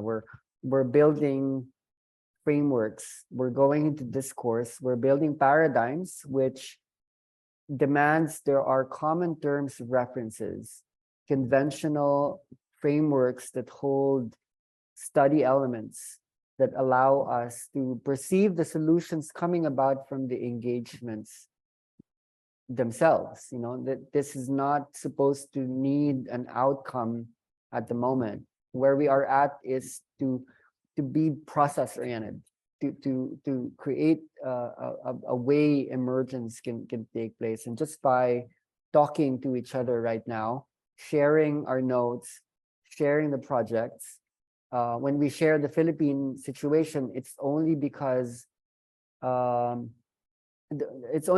doing this so that this might be applicable in places that might not allow some of these experimentations as early as this. So that if you can talk about this, oh, it's happening somewhere, then maybe it can happen where you are at. Then we're able to support each other in a really equal kind of space right now. So we're just lucky because we have Ahilan, Fanny, Italy, and then Oscar, and Yella, who are just these amazing musicians who are in the inner dance process. And all of these things just erupted now.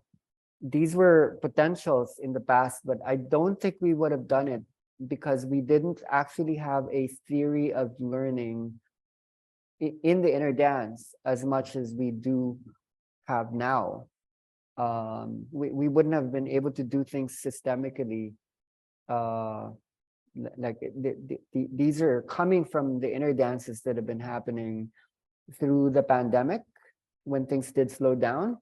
So a lot of this talk about new playlisting styles, it's coming from inner dance as a learning modality. When I hear feedbacks from people with the new playlist, they're like, wow, there's this part of my brain that hurts. And for me, that interests me, because when there's a sensation somewhere, it means there's a surgery happening, which means that we're not generalizing, we're actually localizing on particular brain regions that are needing like focused work. This wasn't so possible before. Before, a lot of the sensations were taking place like in the body, in terms of the waves, the catharsis, but a lot of the feedback that we're hearing is almost like people are getting operated upon. And it's not me. What we're doing is purely the energy is facilitating itself. The transformations in the central nervous system, the autonomic nervous system, the peripheral nervous system, like autonomy is that which controls itself through a bigger wisdom than it is used to based on the resources the thinking mind might have access to. Autonomy is like so much bigger. This is what's facilitating, and because we're sharing these notes from like a global space, the changes that are taking place are merely what the energy is doing to itself, that's manifesting in our brains, our bodies, and our minds. So we're taking notes, and these feedbacks are like things you're collecting. So it's really actually quite overwhelming, because we're already talking to the system, and yet the building process would take like years and years and years and years still. Okay, so yeah, like situationer, it's where we're at. I want to see if anyone else who haven't spoken could share. Natalie, love to hear from you. Hello. Sorry, I'm a bit sick, so I have a not nice face. So, I have a question. I hear like from Sadhguru, he say like people sometimes like a car, and they need like a push of energy, like an electric system, like the touch or to start the engine, like this. Like the Shaktipat thing, like sometimes the electrical system is not like working like so strongly, and with this Shaktipat is like it push the people to work again this system, right? And for this what you were talking about for a while I thought like maybe my electrical system is not working as other people, because yeah, like I don't have these amazing movements like I saw, because I know some people like just triggered these kind of like savage movements, like they can't stop the body, and for me it was like shockingly I was all opposite. um, it was like so different, and for a while yeah I felt like my electrical system wasn't working very well. But could you say that this working inner dance is it can help that, or is this true, or could you just clarify something Okay. about that? The care we give in inner dance is to elaborate that the energy must arise from inside. For that reason, we will not speak so often about the word Shaktipat, because it does not belong to the energy that we're interested in. The more it seems, Sadhguru is interesting because he used to do a lot of Shaktipat. He was working a lot on Kundalini process up until the time that he realized that it wasn't also helping a lot of people. That's why he is kind of a critic of just plain Kundalini awakening as a paradigm. And he's now very interested in contexts, in science. He's going a lot into science, and he's interested in how can the energy rise from inside. So I don't know actually a stand. Is he there just to shock people's systems, to fire things up? Because we are working within a specific point today. Definitely not the discussion on firing people up.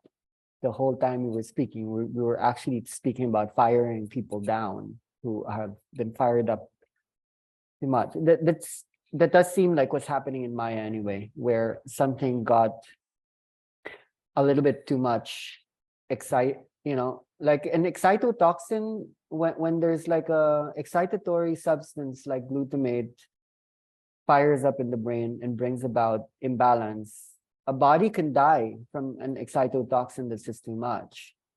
And when people talk to us saying, okay, I divorced, you know, like, yeah, we can look at what's happening in the body, but when we talk to them, okay, what does that go with? Okay, I left my husband, my life got really messed up. You know, yeah, the body is exploding. The body is going into that. But when you look at the sharings, okay, you know, like I lost my job, I let go of this and that. There is the manifestation of the body, but then what? You know, like, because that was the point, that was the promise, that if the body explodes like that, then there's an awakening.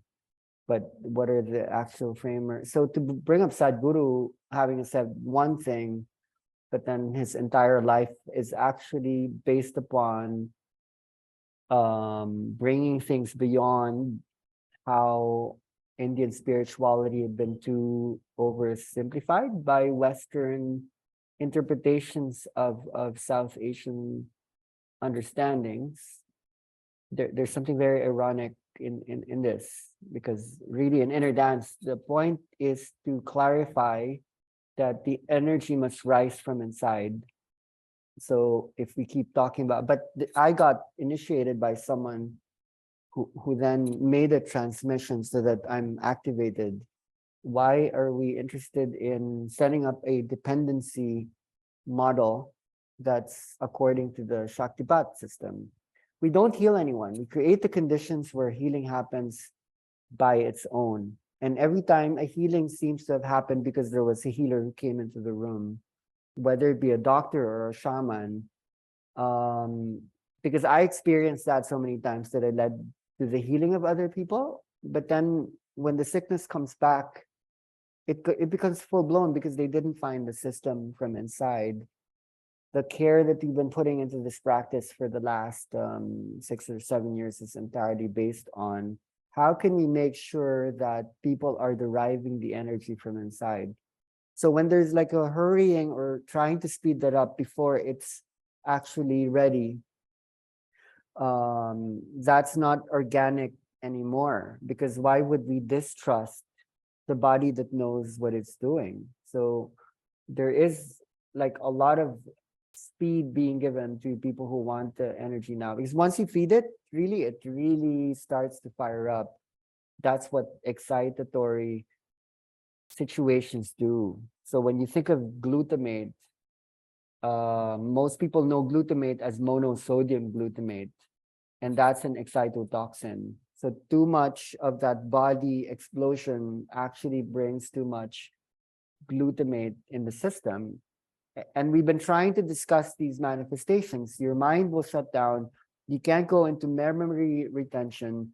The amygdala getting hit would make you overly sensitive to the external stimuli in the world that doesn't allow us to respond kindly or in a way that's slowing down. We just get overwhelmed because we're trying to, you know, constantly raise things. I don't know why we're going into comparison saying, okay, other people are experiencing that. Then what? You know, let's really be honest with what is happening in their lives. Let's not just look at what is on display in what we can see in media. And for me, that has been by the tens of thousands. I've seen bodies explode, ... And then what? The most integrated people I know were able to stabilize that, and it wasn't so much about the physical movement, the catharsis and the energy flow. It was then about energy stability. So because I had to go into so much sickness, talking about, yeah, we do get sick. I got sick alone when I was in the island, and then the energy came later. I don't know how people can access this as a workshop, that you go to a workshop and then you get perfection without doing the necessary work that would purify the body. I don't know how much people need to go into fasting, into study, deep study. And a lot of these can't happen in the workshop. It cannot happen in the session space. it can't happen from an activity because that's shortcutting. It's like, okay, I go to you and then you awaken this in me and then my problems are solved. For me, that was the other way around. I did the work and then the energy came up as an effect to the prior causality of solitude, fasting, purgation, purification, getting sick, like letting go. And then I came about this and I shared this, and that became like a workshop where people don't really need to do anymore the prior causation that allows the energy to arise. So when I see the promise people are giving that this is the energy that you need and would awaken you, what I'm seeing is it places a shadow upon what brings about that sensation to begin with that should be quite profound or deep. That's why I'm saying it cannot be a workshop. It cannot be a session. The session is the glimpse. The workshop is like a pointer to what actually would be the source that brings about the real change. So Shaktipat is not a word that we totally resonate with. It's based on a hierarchical model from a culture that's based on the caste system where gurus, teachers would pass on something that would still be an externalized thing that, a lot of that could be coming from beauty because there is a discipline needed to receive something more. But what inner dance actually is finding the teacher, the healer, the guru from within.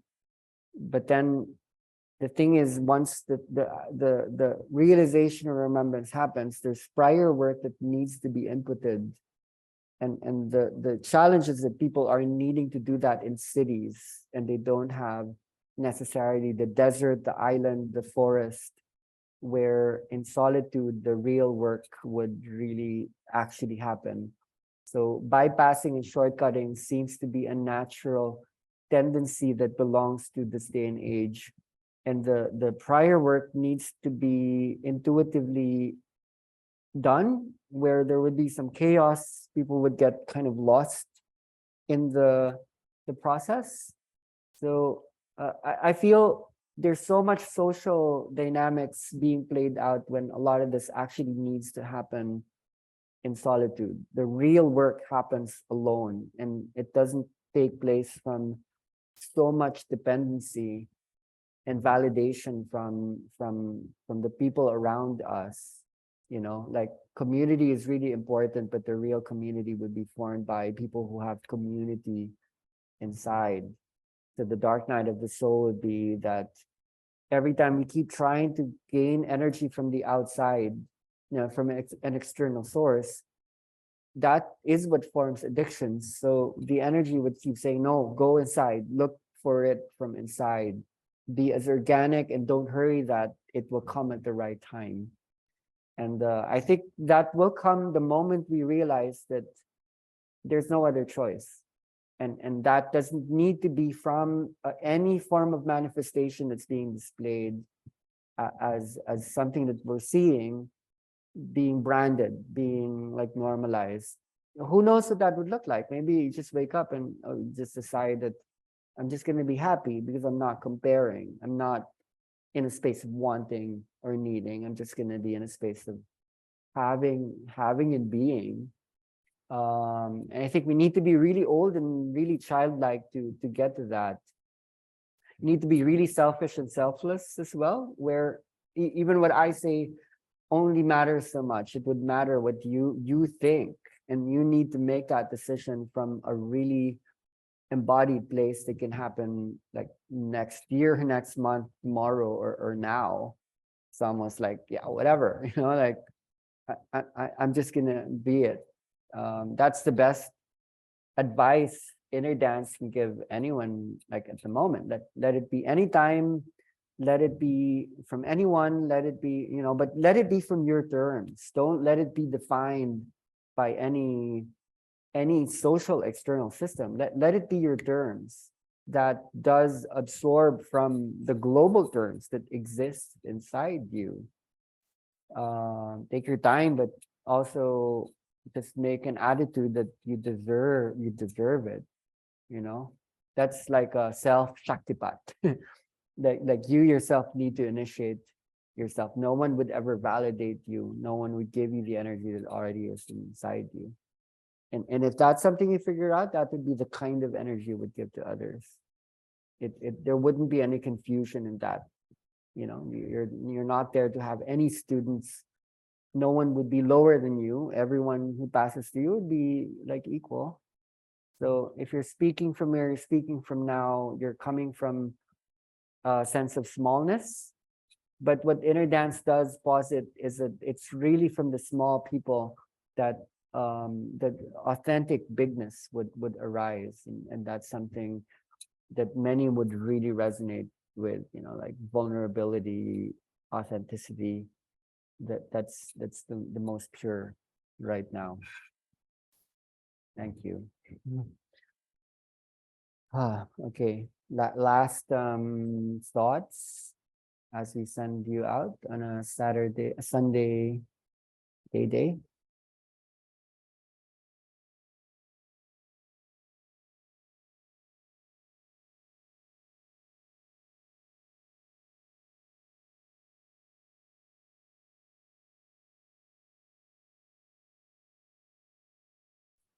Okay, so yeah, let's maybe close. There's a dinner that's gonna happen in Maya still, and I think a lot of you have a big day ahead. So thank you for joining this particular talk.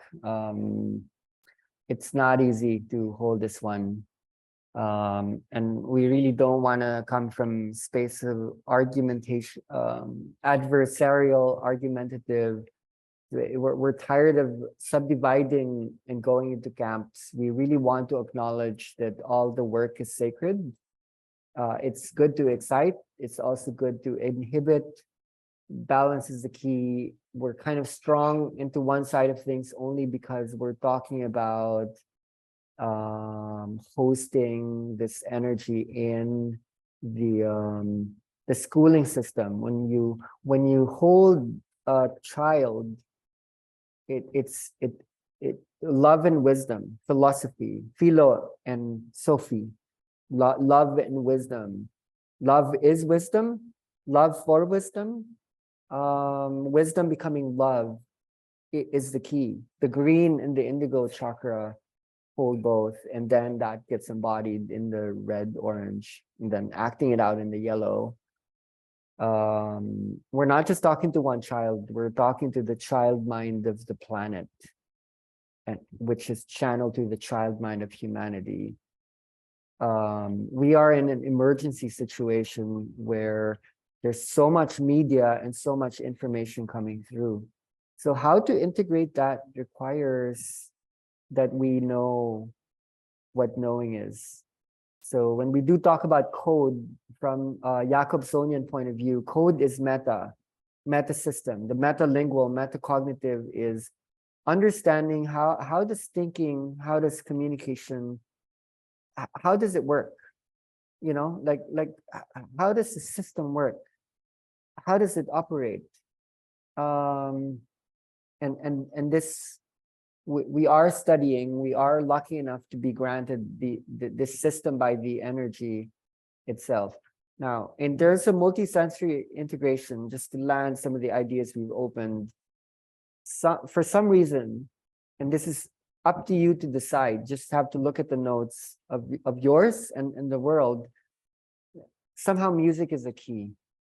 There's something about the sense of musical intelligence that is important, that cannot be canceled out, that could match with mathematical, verbal, intra and interpersonal.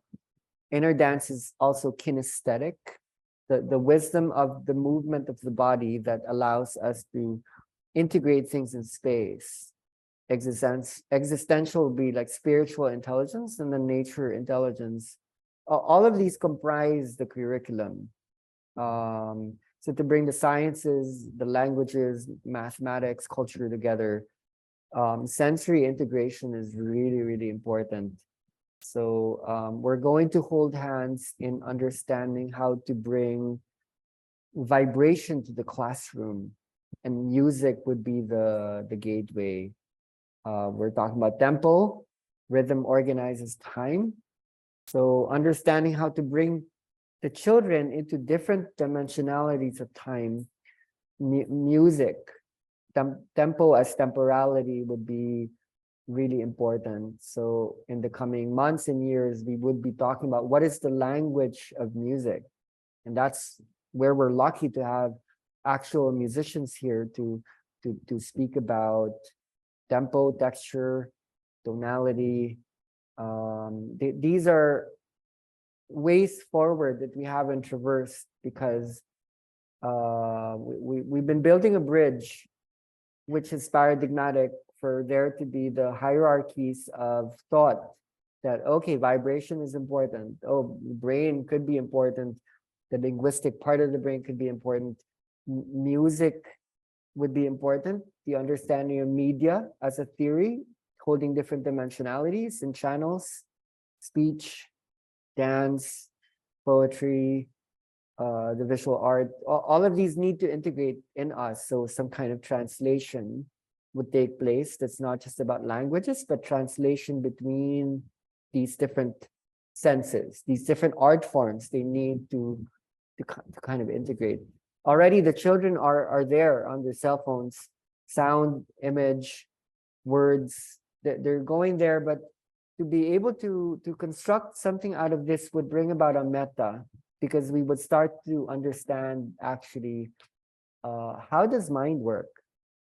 What is even a mind? What is consciousness and how is it constructed? Because the mind is a world. The world has a mind.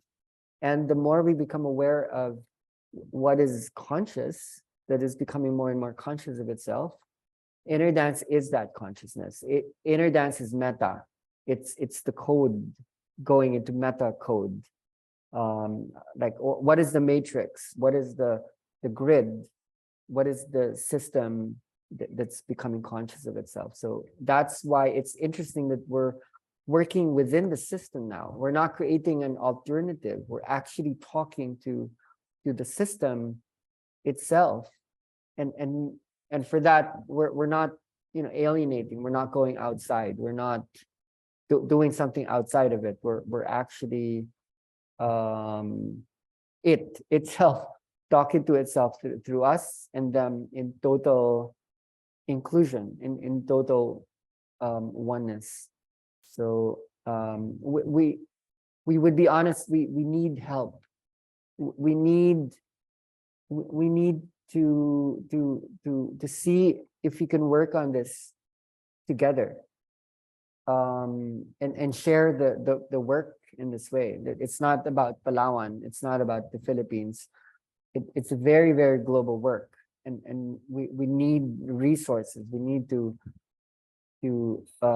share with your genius and your just put time, a little bit more time, and so we have your back if we're doing this in a way that can scale. If it's not really the same paradigm, then I'm not sure if we are going to have to work together. We don't need to, but if it seems like we can share the same work, we're not wasting each other's energy. We're actually building something strong through what's called synergy and synthesis, where we're speaking with one mind, because it's the mind of the system itself, which we can call the mother and the planet and so on. So let's go to school. Let's go to school. And like, how big is the classroom? What is the curriculum? Who's really teaching? Who is really the student? Where probably the teacher is the energy, the student is the energy, the classroom is the energy, and the curriculum is the energy. Like what's the thing there? Like, how old is it? How long has it been going along?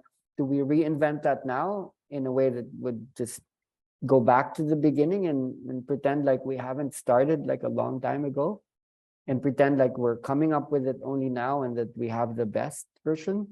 Or do we be inclusive and see that everything is valid and there's a way of reading the books that sees that no, we're not gonna have to burn it or throw it away. It's already there. It's just seeing it from another way, another perspective, and you know, we're open for this to be so inclusive that world leaders, people who are inside, you know, everyone's part of this. You know, we're not better than anyone.